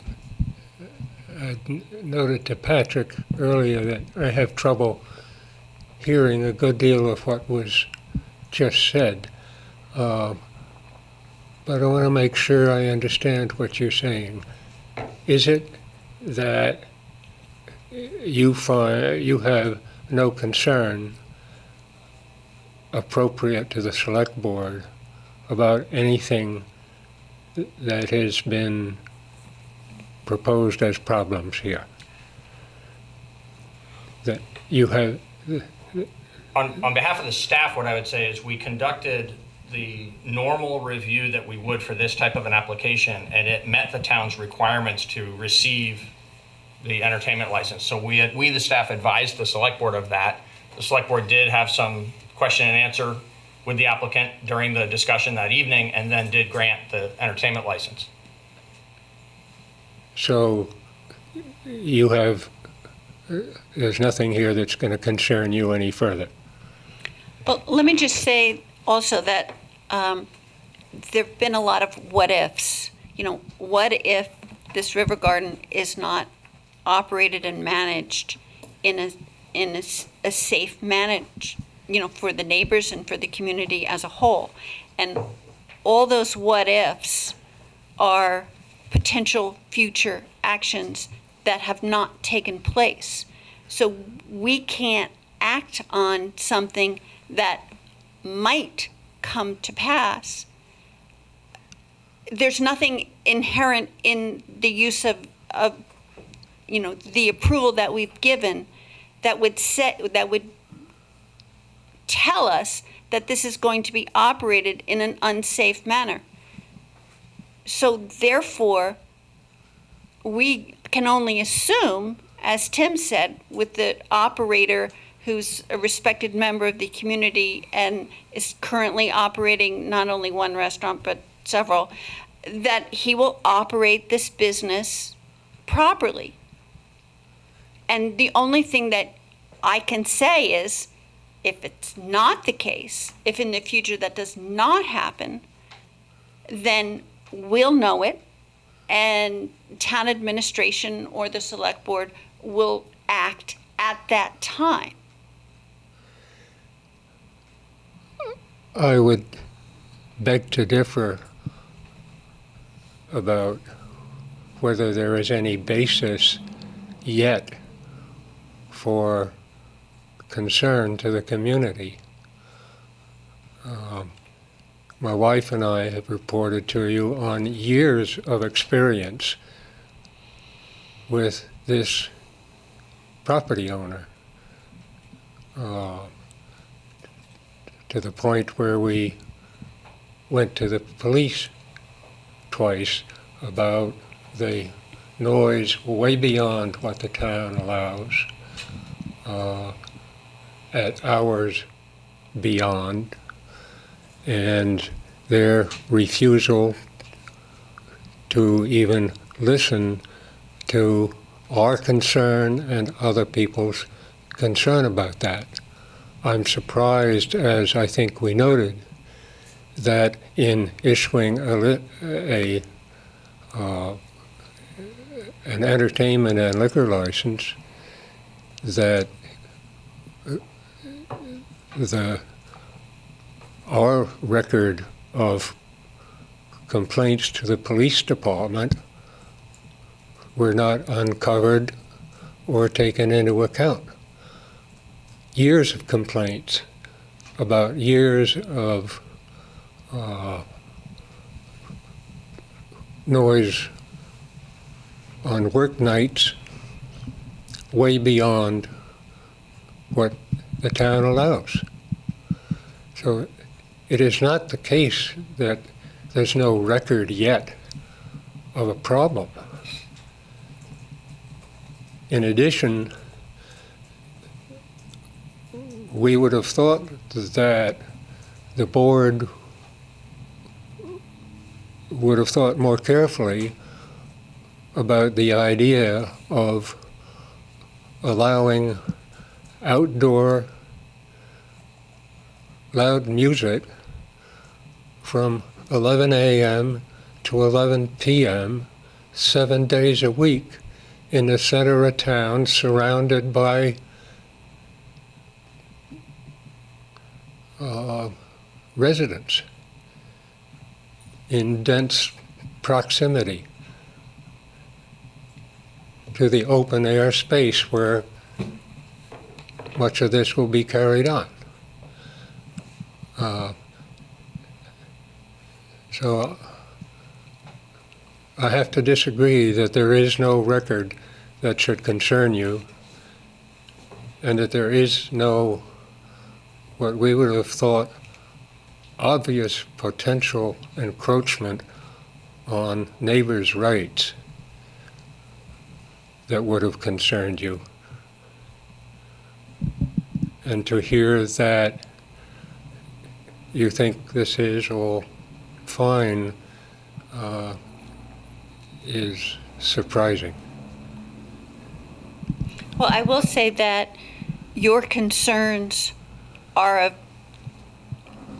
the utmost concern to us, and we're mindful of them. But at this time,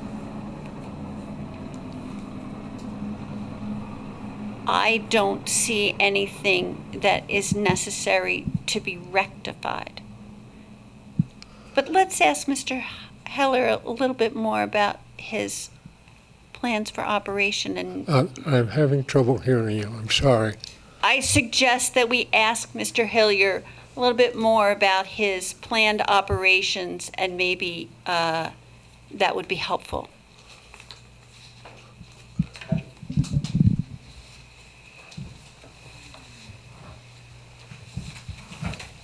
Let me state, first of all, that I have tremendous respect for Mr. and Mrs. Stuckey, and I'm sorry that we've had our differences, and I know that there have been times when you've objected to the music. We have never been actually cited by the police. They have come down, and we've responded accordingly, and it's perhaps, happened a couple of times, but we've never been cited. We've never been officially reprimanded by the police for any of our music.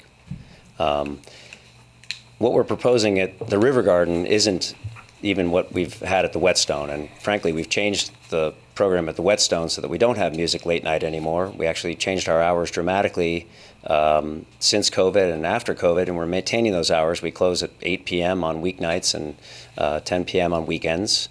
We're not doing music even in the restaurant at the moment. We do it outside on the lot.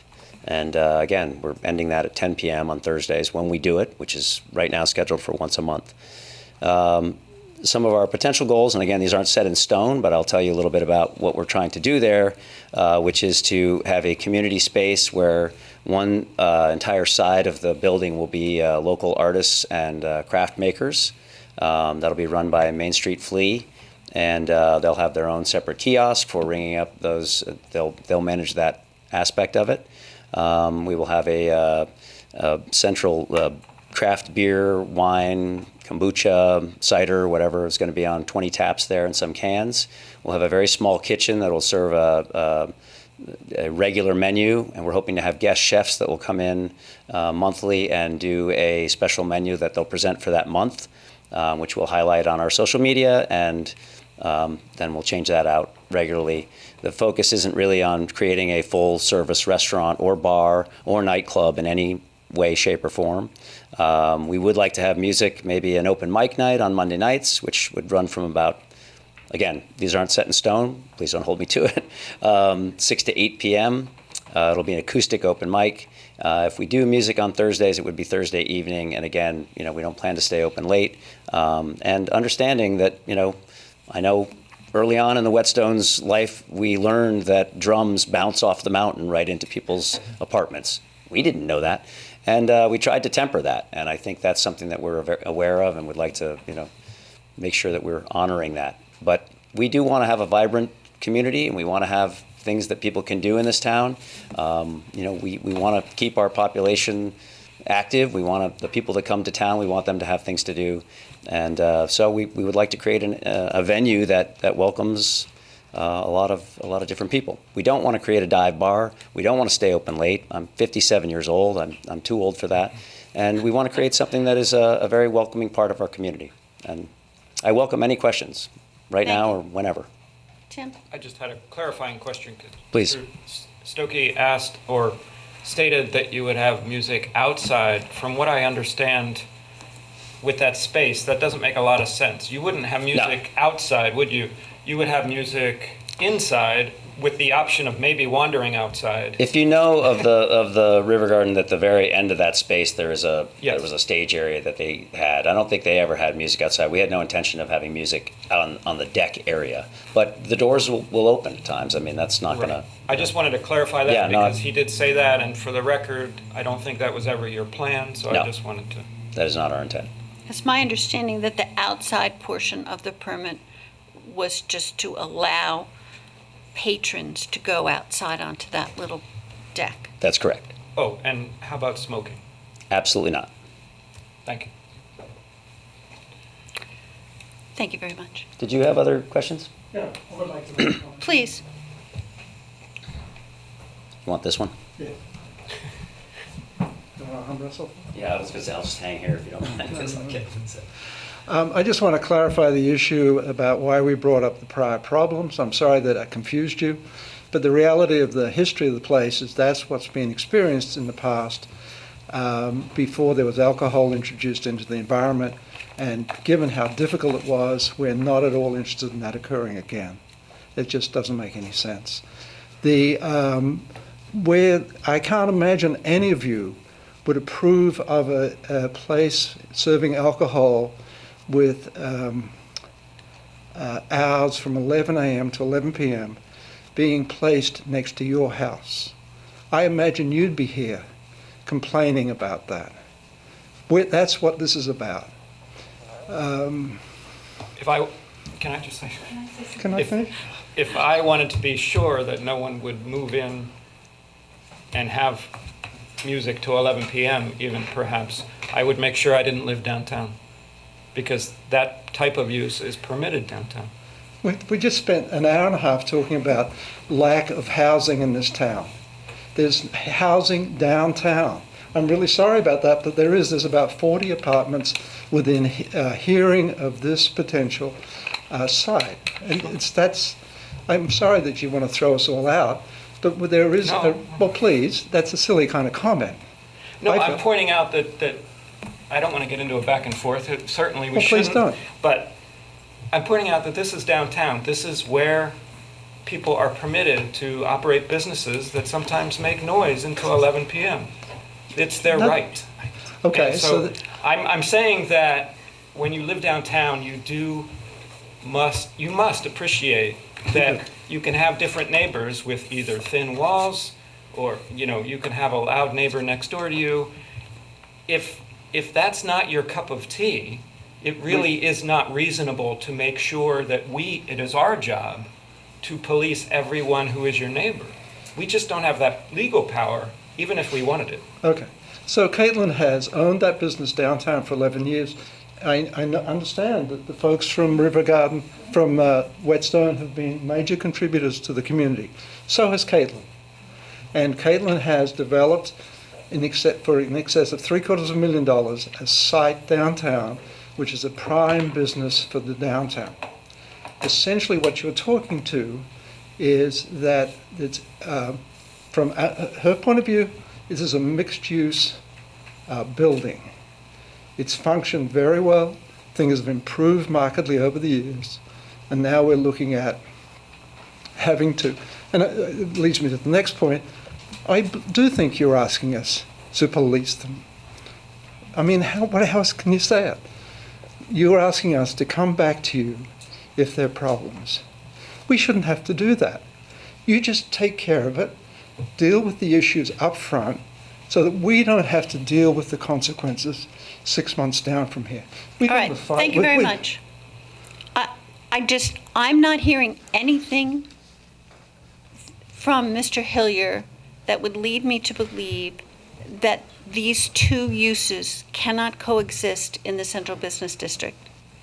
And the town itself, can police, but there is a responsibility incumbent on yourselves that if you perceive a problem, you need to let us know, because we're not mind readers. So that's not parenting. That's your right to tell us. Okay. You also have a right to speak to one another and resolve your differences. I understand. So let's leave it at that for the time being. And if we need to revisit this subject, we will. Mr. Stokey, one more time, briefly.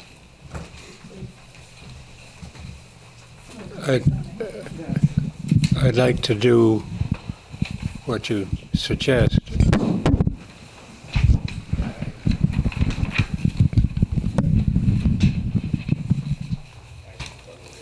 And talk with my friends here. Are you ready to say that you really don't intend to have music beyond, what did you just say? What hour? Our goal, our intention is to have music till 10 p.m. occasionally. We have a licensing that allows us till 11 p.m. I thought you just said 9. No. 8 for open mic night, and if we do music on Thursdays, it would probably be till 10. And again, trying to be conscious of the fact that we don't want to have loud rock bands. That's not our goal. Would it be reasonable, unreasonable to ask you to change that to 9 o'clock, given that work nights, loud music next door to anybody is a problem? I'm happy to take this and sit and talk with you guys about our goals. We don't even have everything set in stone yet. We don't have bands booked. We don't even have a music calendar. But I'd be happy to meet with you, as I met with Neil and Caitlin, and sit down sometime. Okay, let's leave it at that then. Thank you very much. Anyone else have a different subject they would like to talk about that is not on the agenda?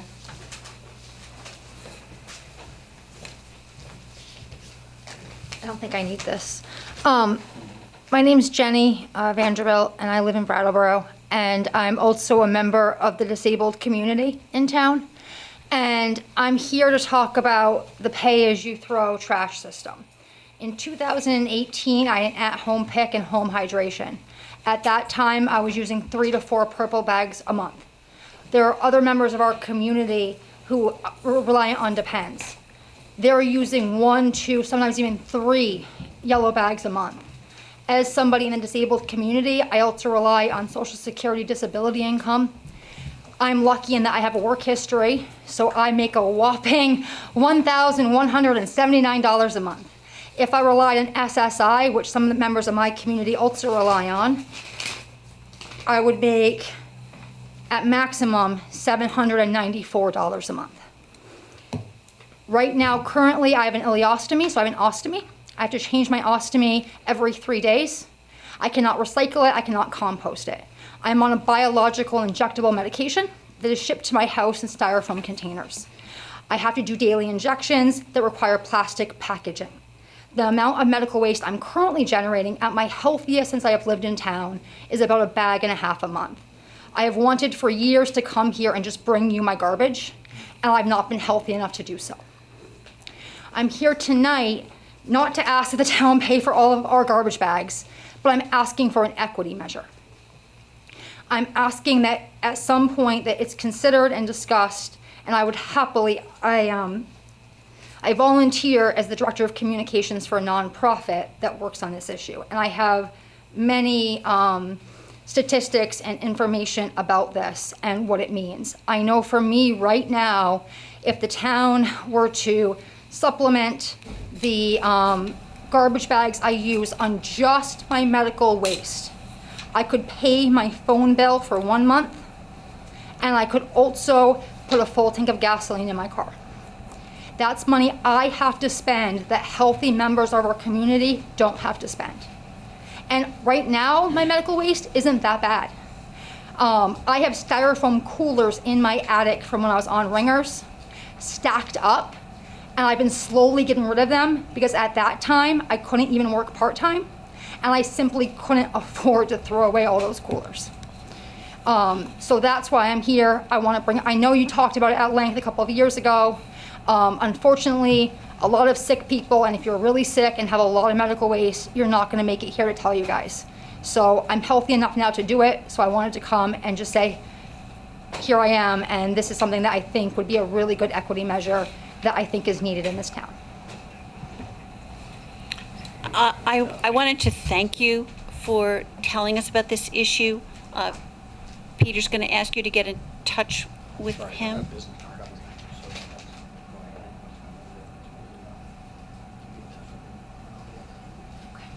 Thank you. Once again, I appreciate it very much you coming here and telling us about this issue in such a personal way. Okay. One comment. Please. Yeah, I just want to say, to be really clear about the last issue, that there was no decision made by the Brattleboro Select Board because it was a public comment, and there was a continued discussion, which I think was within Liz's discretion, which I appreciate because we had all the players here, but for actual, any kind of Brattleboro Select Board decision-making or action, it would need to be a properly warned item. So while I appreciate the discretion, I appreciate the opportunity to have this dialogue a little, I felt like there was a little bit of a feeling in the audience like we had made some kind of decision, and there was no decision. We simply had a discussion, and I think it was well worth the time. And Madam Chair, just one. Yes, quick, for you, thank you for coming. I know I encouraged you to come on social media. I'm so happy you did. I think the conversation we had a couple years ago did not include medical equity in that conversation, and I think it would be appropriate to have that conversation in the future. So thank you. Yeah. All right. We have a consent agenda with one item removed. I would entertain a motion to approve the consent agenda sans item I didn't tell you which item. D. Oh, Tim, would you like to speak to that, and then I'll approve. I'm sorry. It's the item D, the construction of culvert on Sunset Lake Road. Great. Okay, so a motion, or do we want to have May I further help? yes. Yeah, so unless anybody else wants to pull an item, the appropriate motion, instead of what's printed in the administrative report, would be to approve consent agenda items A, B, C, and E. Thank you. I move that we accept consent agenda items A, B, C, and E. Thank you very much, Jessica. Okay, all select board members agree to approve items A, B, C, and E. Please raise your hand and say aye. Aye. Aye. All right, thank you. That has carried 5-0. Liquor commissioners. Let us... I move that we convene as liquor commissioners. Excellent. Hey. All in favor of convening as liquor commissioners, please raise your hand and say aye. Aye. Okay, that is carried 5-0. We are officially liquor commissioners. Are there representatives from the inn on Putney Road here? No. Just check. No. Okay. Then Peter, would you like to speak about that item? Sure. So this is a request for an outside consumption permit. The plan is not to offer, they already have at the inn on Putney Road, at 192 Putney Road, they already are holders of I believe it's a first class. Yeah, it's a first class liquor license that was approved for them in September of 2020. They're asking for the outside consumption permit so that patrons of the inn can enjoy the beverages in the outdoor area of the property. They do not sell liquor to folks who just drop by. This is a convenience for the people who stay at the inn. It will include, it's our understanding at least, that it will include sometimes events on the property that have not been problematic. Those events have occurred already without the outdoor consumption of alcohol. But where things like a family gathering or a small wedding or those sorts of things that are appropriate to a relatively small property. But it would always be for people who are staying at the inn and never for people who just reserve the site. And staff has reviewed this and recommends approval. Very good. And you wouldn't happen to know whether they have discussed these plans with their neighbors? I wouldn't happen to know that. We did anticipate that they would be here this evening. I don't know whether or not they've had communication with the neighbors. Patrick has something to add. We do have a caller, and it's possible that perhaps that caller is the applicant, and perhaps that caller doesn't know how to raise their hand. So if I unmute them, perhaps they can reveal themselves and Who are you? see if it's anything they wish to. In the dot. The joys of hybrid meeting. Who knows? Yeah. I can hear there. I'm listening to you guys, not from the inn at Putney. All right. Thank you. It's all right. Who are you? You don't need to tell Why am I in Chester? I was playing volleyball. All right, thank you. All right. All right then. So may I say Please. something more? There's a lot of Particularly space in the context of what you've heard this evening. What I would say is we on the town staff believe this is proper for your approval this evening if you're ready to proceed. If you're reluctant to proceed because the applicant isn't present, it's completely within your authority and discretion to defer this matter to September 7th so that the applicant can be before you. If we delayed it, would the applicant be harmed by things that are planned between now and September 7th? I don't know the answer to that. It's possible. You also could, if you wished, not urging you to do this, if you wished, you could approve this contingent upon the applicant being before you on September 7th, so that if there are any events planned between now and September 7th, they could go forward, and then you might revoke. You have full authority if there is a reason why something you've previously granted should be modified or revoked. You have full authority to do that at your discretion when there is evidence in front of you that you should do that. I can see. Oh, I was just going to urge the board to proceed because this is clearly a case of existing guests wandering outside or even possibly being served. And it's a large property. Right. Yeah, I'm familiar with the business and its operation, and I'm sure that there will not be a problem. Right. And we have met with this owner before, I believe. Yes, we have. Yes. And discussed the business and Yes. how it operates and so forth, and we're satisfied at the time, and there has been no substantial change since then. That's correct. I'd also like to offer, as a justice of the peace, I've actually married a couple of couples back there in that space, and I absolutely see why there would like the opportunity to be able to have like people bring drinks out there. Yeah, and I've met the owners too outside of the meetings, and we've met them here. I feel really comfortable just moving forward with it.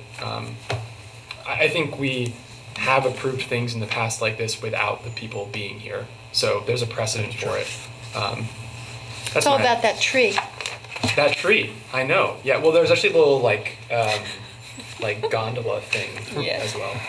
For those who are watching, it might be appropriate just for me to clarify that the applicants are always invited. Yeah. Just in case there's a question or to give a little bit of a pitch for their business. But it is not a requirement that they be present in order for you to grant approval. Very good. I just don't understand how it went from 40 to 192. The E911 system. Yeah. Really? Yes, Daniel. Interesting. So, all that being said, here in our material, which is both in Selectboard binders and on the website in PDF form, and it's sitting over there on a desk as well, I think. One of the things that the Brattleboro Selectboard did back in 2012 and then amended back in 2017 was said that, a new licensee must be present at the select board meeting where the license is being discussed. The meeting date and time will be provided to you by the town clerk. So there's there's its requirement for a new licensee. I know. I'm just, going by the ladder of these, Can you identify Where did you see that? I'm sorry. Yeah, it's on page something. It's the addendum to the State of Vermont liquor and tobacco license. It is not in the one for Putney.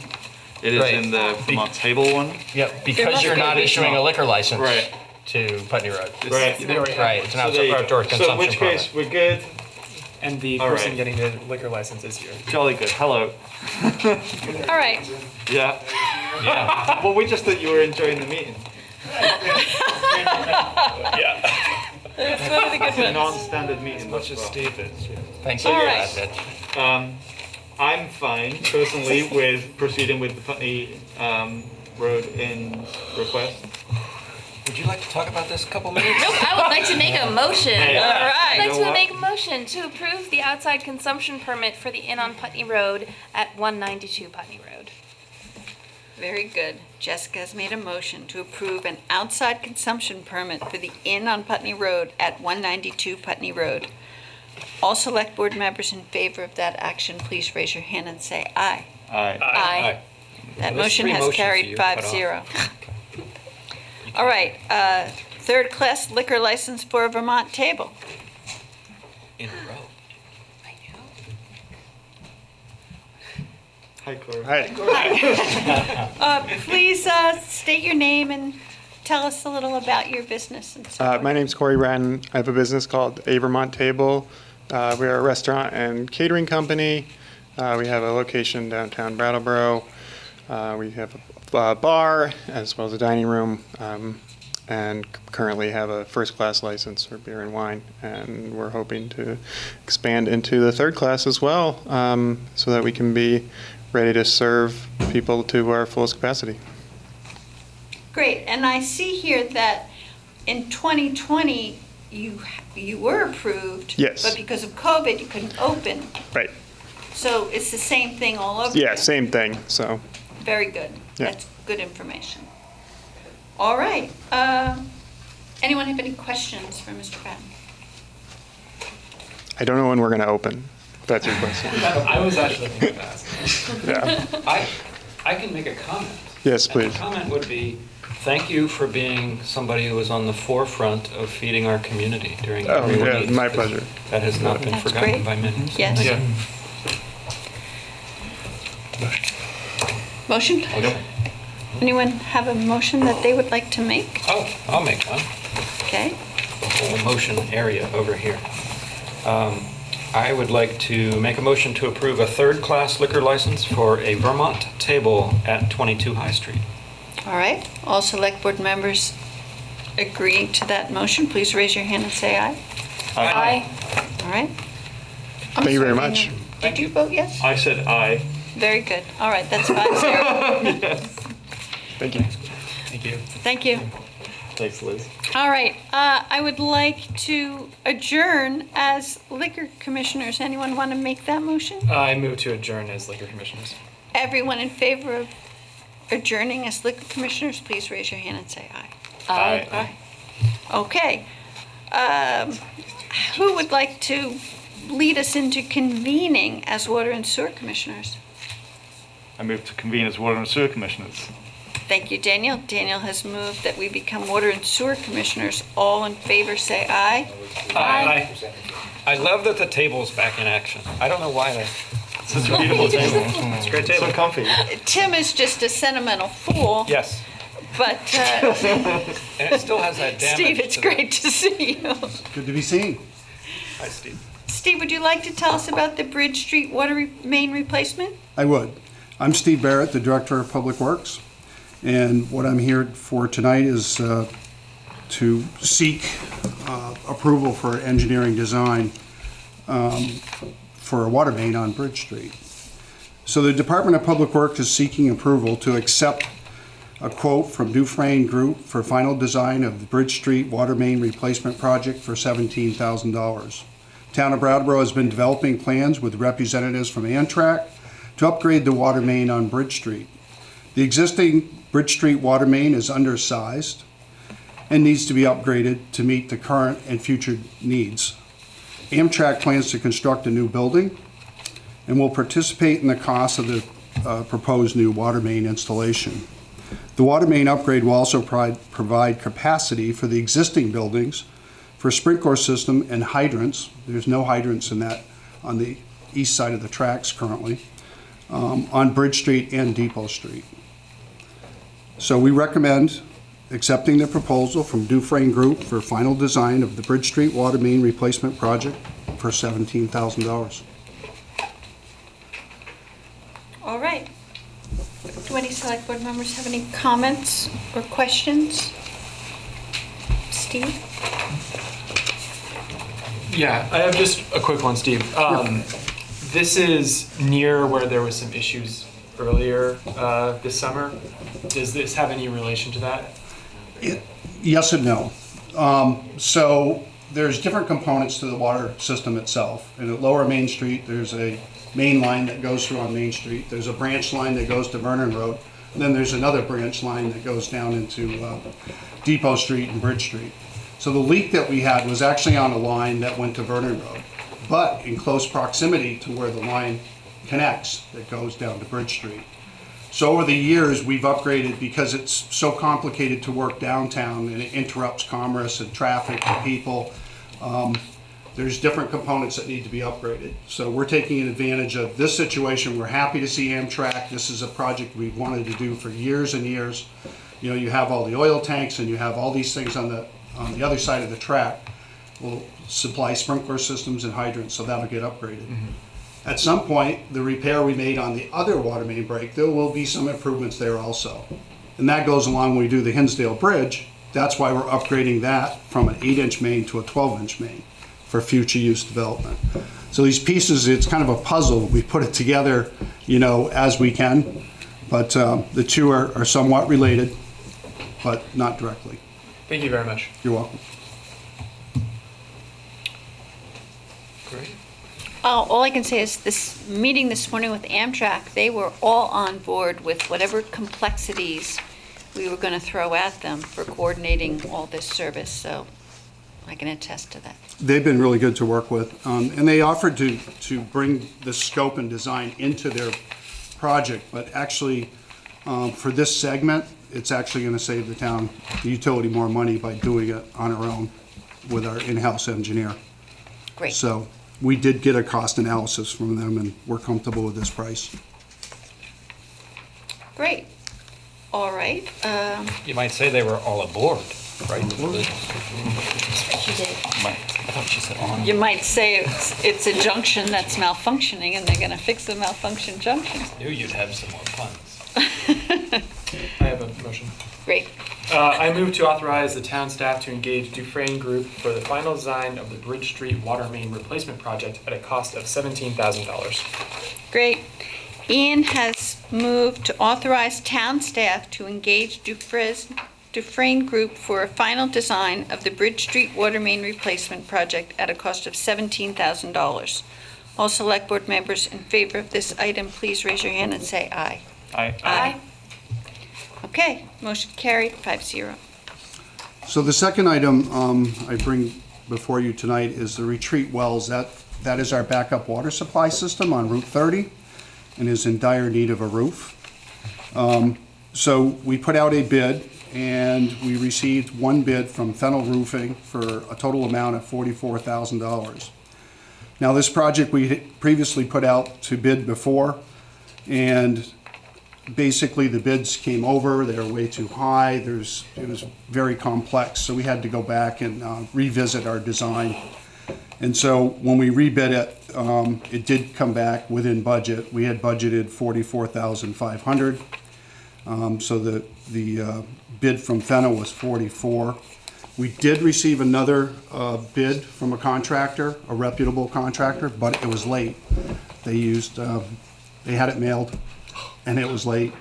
And that bid actually was $44,680, so it would have been more anyways. So we're asking for approval to accept the low bid for $44,000 to Fennel Roofing. Great. Any comments from the select board? I hate to sound ignorant. Can you tell me exactly where that building is? So it's, where the retreat farm is in Yes. Grafton Cheese. It's just Yes. beyond that on the right-hand side. As you're traveling. And if you had to look Route back, 30. you have the gardens on the right. It's before Upper Dummerston Road. Yes, okay. And so. Thank you. Yep. Yes? Is it the same kind of roof? The new? No. The old roof was a gravel type roof, and then over that was some type of membrane. And this is more of a rubberized roof. We did quite a bit of research. So, and this we had to work with the contractors because our first bid, was just kind of this moving target.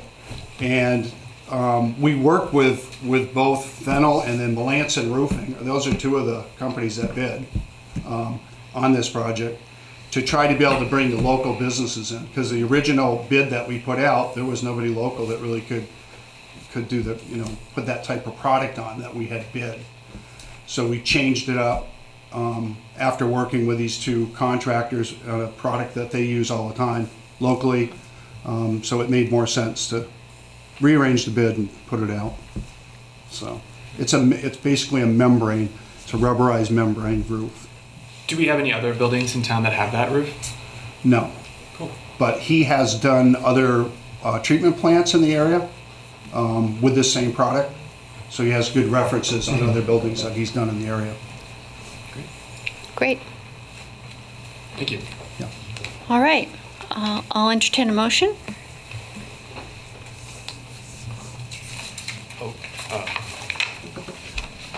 I will make a motion Thank to you, award Tim. the bid for the Retreat Wells Roof Replacement Project to Fennel Roofing LLC of Brattleboro for a total amount of $44,000. Thank you, Tim. Tim has made a motion to award the bid for the Retreat Wells Roof Replacement Project to Fennel Roofing LLC of Brattleboro for a total amount of $44,000. All select board members in favor of this action, please raise your hand and say aye. Aye. Thank you. Thank you, Steve. Thank you, Steve. Carried 5-0. New business. Recess. Adjourn. Should we adjourn Oh, as thank well? you, yes. Let us please adjourn as Water and Sewer Commissioners. I move that we adjourn as Water and Sewer Commissioners. Okay. All in favor of adjourning as Water and Sewer Commissioners, please raise your hand and say aye. Aye. Thank you. New business. Calling our recess. So Actually, you should go out and kick the ball. Well, I would, but we broke. No, we got. Let's ask. Do we need a break? Okay. Good? We Thank you. No. Hang in there. At the table. Hi, Sue. All right. So here we have Sue Fillion discussing our hazard mitigation plan. Thank you. So really briefly, hazard mitigation is any action taken to reduce or eliminate the long-term risk to human life and property from natural hazard.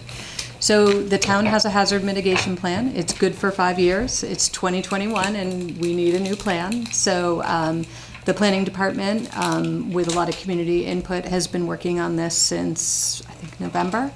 And it's pretty much an update to the 2016 hazard mitigation plan.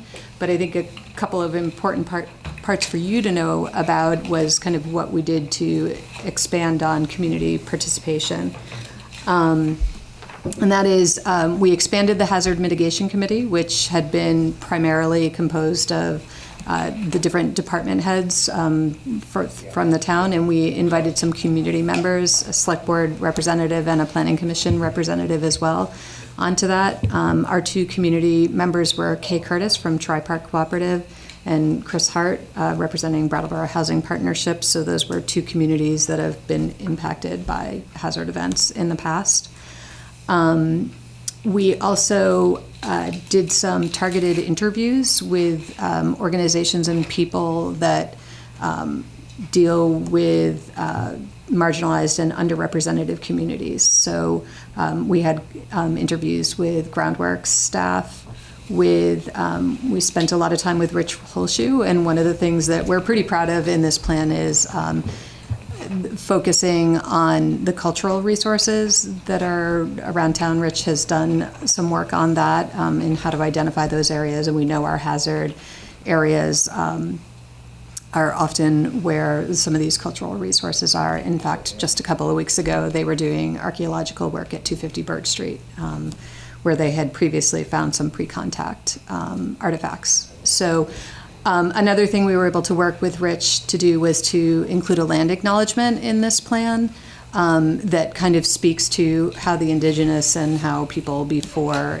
industrialization lived with the river, which is really different than how we live with it now. So that is in this plan. And then finally, we also did a story map, which was an opportunity. We pushed that out, I think, at some point over the winter, which had a kind of brief introduction to hazard mitigation planning, and then also an opportunity for the public to use an interactive map and actually drop their comments on the map of where they knew of issues or problems that should be addressed. And I think through the public outreach and kind of this greater interaction with the public, there's a little finer grain projects in there. So, we heard from a couple of the housing developments that people don't have phones or, ways to communicate. So there's some projects in there that speak to how are we going to communicate with people in the event of an emergency. So, yeah, this is the plan. We're asking you to adopt it. The next part of the process is it's going to go to FEMA, who is actually the state who will be reviewing on behalf of FEMA. And if they could approve it, they could send it back to the town with some changes, in which case we'd make those changes and then bring it back for, I guess, final approval from the select board. It's important to have this plan in place, and part of the reason we're here now is because if there's a federally declared disaster, the town would be eligible for a greater reimbursement rate if we have certain tools in place. So that's why we've seen some storms over the last couple of weeks. So it's important to have for that purpose, but also for our future planning. And Brian was here. Brian worked primarily on this project. He needed to leave, but he did the bulk of this work. So I just want to acknowledge his work on that too. Thank you, Sue. I have a question. To what extent are the changes from the previous plan in recognition of climate change and the need for greater resiliency?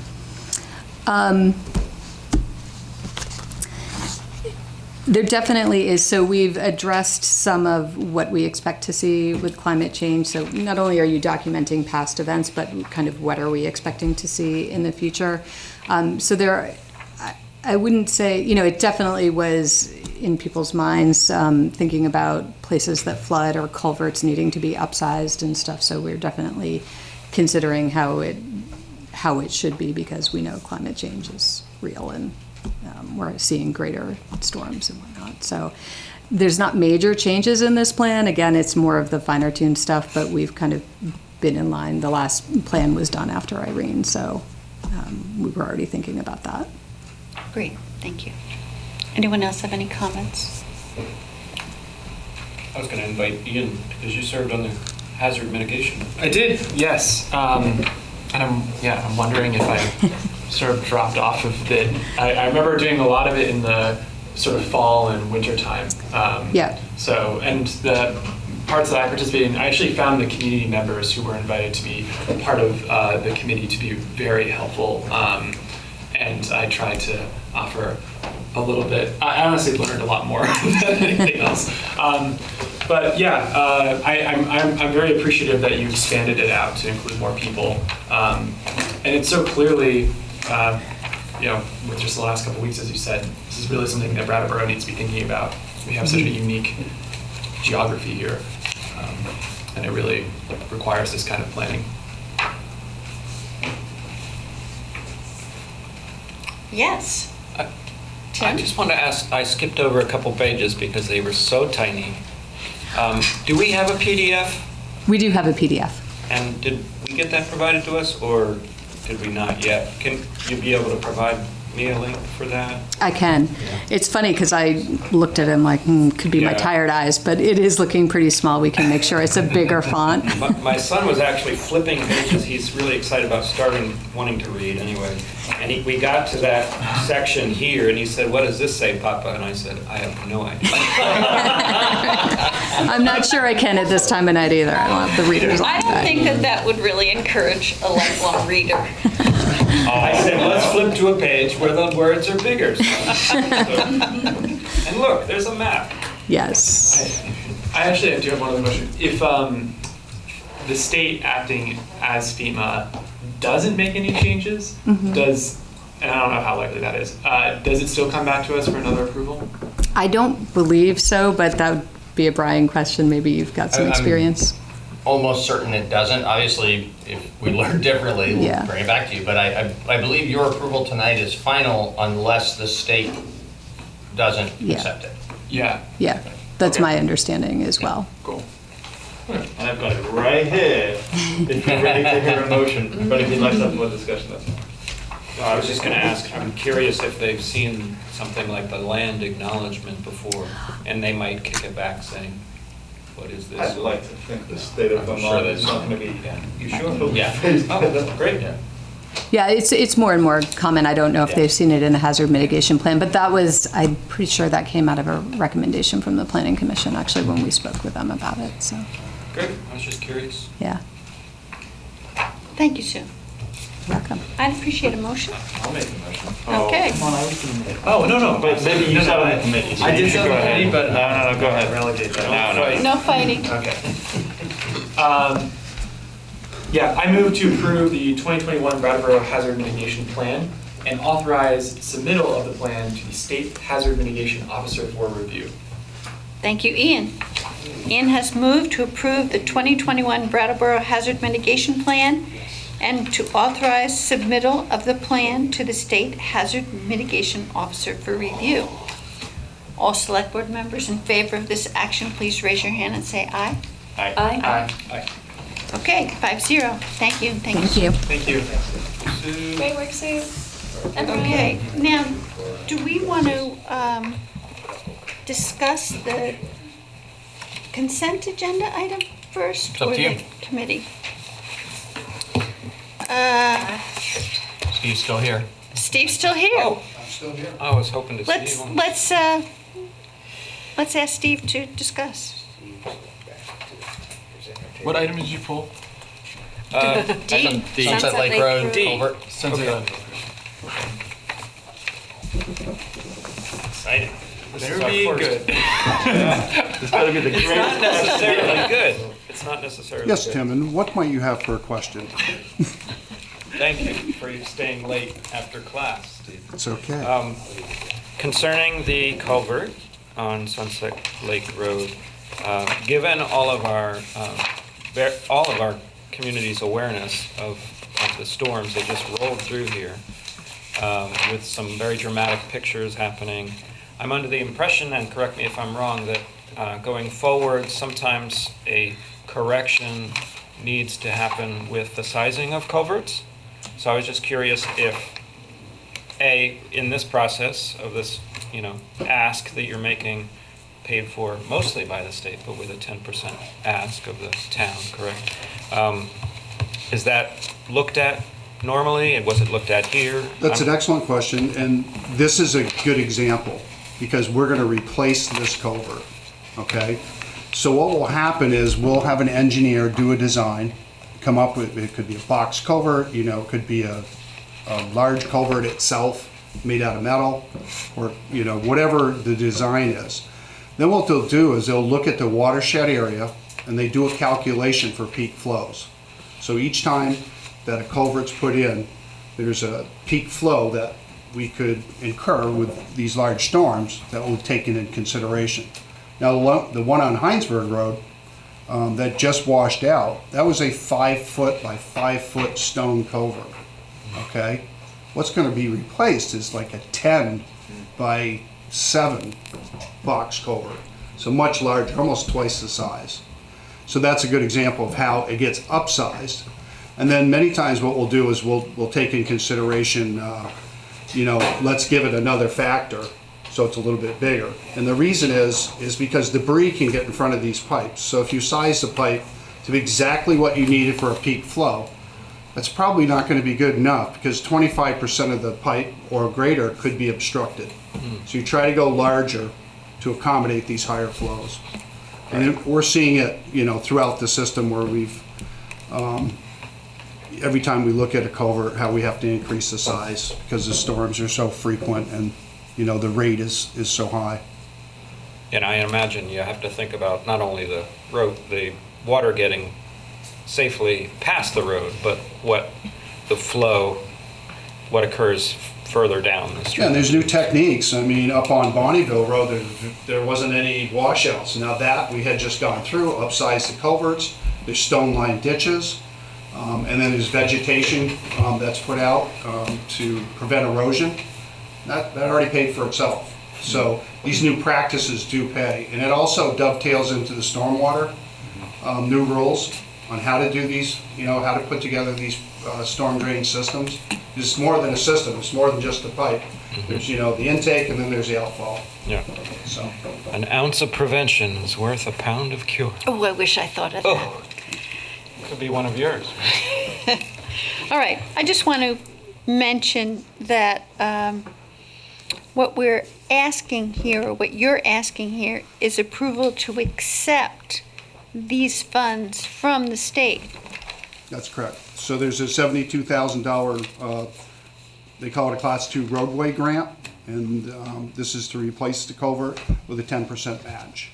So we're asking you to accept this grant, and Kim did a nice job on the gist, which spells it all out. Great. And that's what we're looking for. Very This is good. on Sunset Lake Road. Right. And this culvert has had problems in the past. We did get reimbursed from FEMA where it washed out the road one time, so there definitely will be an increase in the size. Great. Any other comments or questions from the select board members? Are you satisfied, Mr. Wessel? I am. Thank you. Very well. Okay. Thanks for putting up for Mr. Quip, do you have a motion to I make? do. I move to accept the Town Highway Class 2 Roadway Program Grant and to appropriate $72,000 from the Agency of Transportation to pay for replacing a culvert on Sunset Lake Road. Thank you, Daniel. Daniel has moved to accept the town highway Class 2 roadway program grant and to appropriate $72,000 from the Agency of Transportation to pay for replacing a culvert on Sunset Lake Road. All select board members in favor of this action, please raise your hand and say aye. Aye. That motion is carried 5-0. Thank you. Thank you, Steve. All right, the last item is committee assignments. Is this Joe?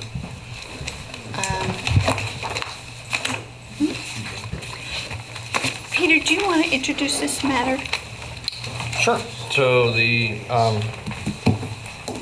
are 5 people who have applied for positions. As I mentioned earlier, there were no interviews tonight because there's each of those 5 people is applying for a different committee, so there's no competition for these seats. So when there isn't competition for the seats, it's appropriate for the select board to make a motion naming the individuals and the committee to which they would be appointed, at which point the select board would then give consideration to that motion.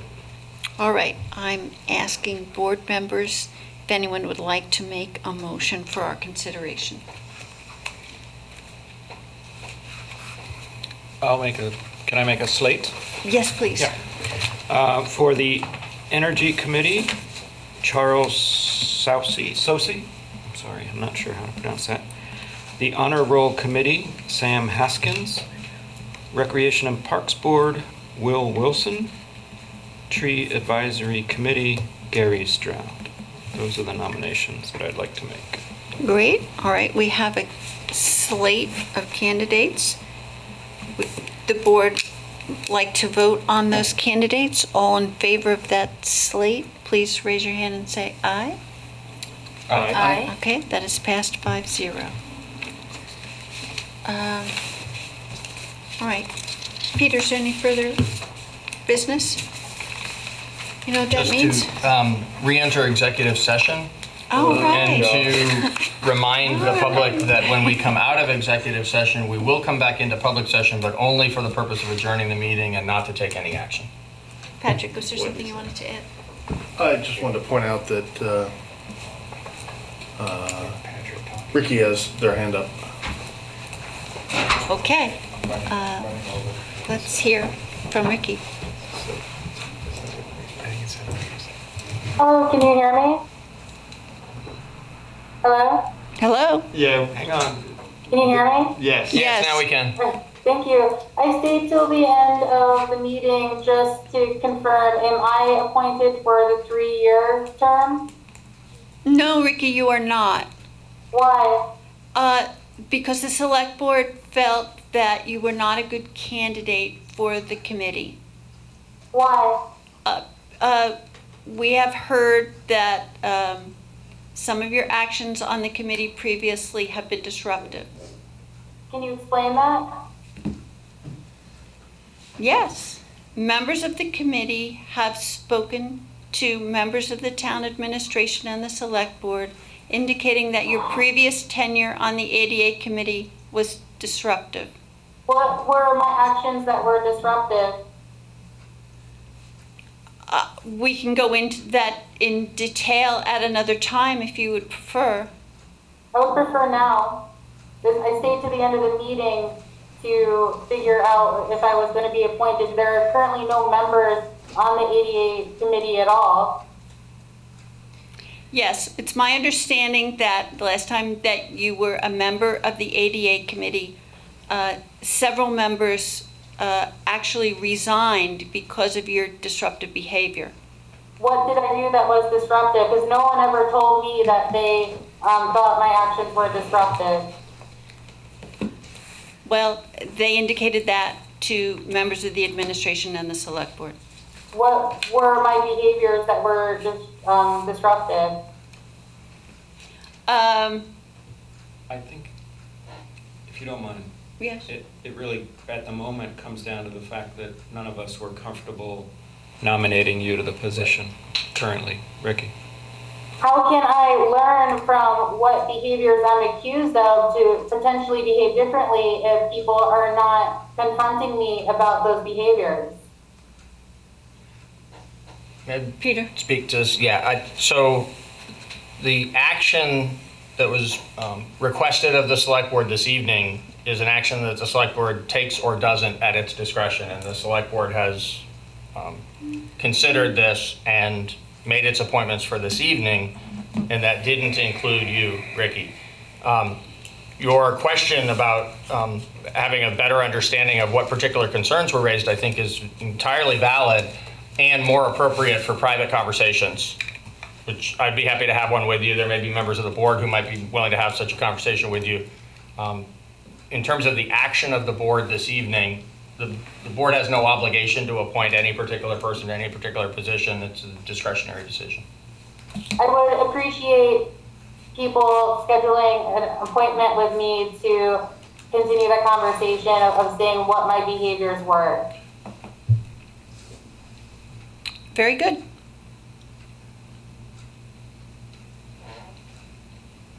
Thank you for your call, Ricky. And we are going to adjourn. You're going to recess the meeting to go into executive session. You probably ought to pass the motion again, even though you did it earlier this evening, just to make it clear to the public the purposes for which we're going into executive session. And then, as I said before, when we come out, we will come out into public session, but there won't be any action taken. We'll come only for the purpose of adjourning the meeting. Very good.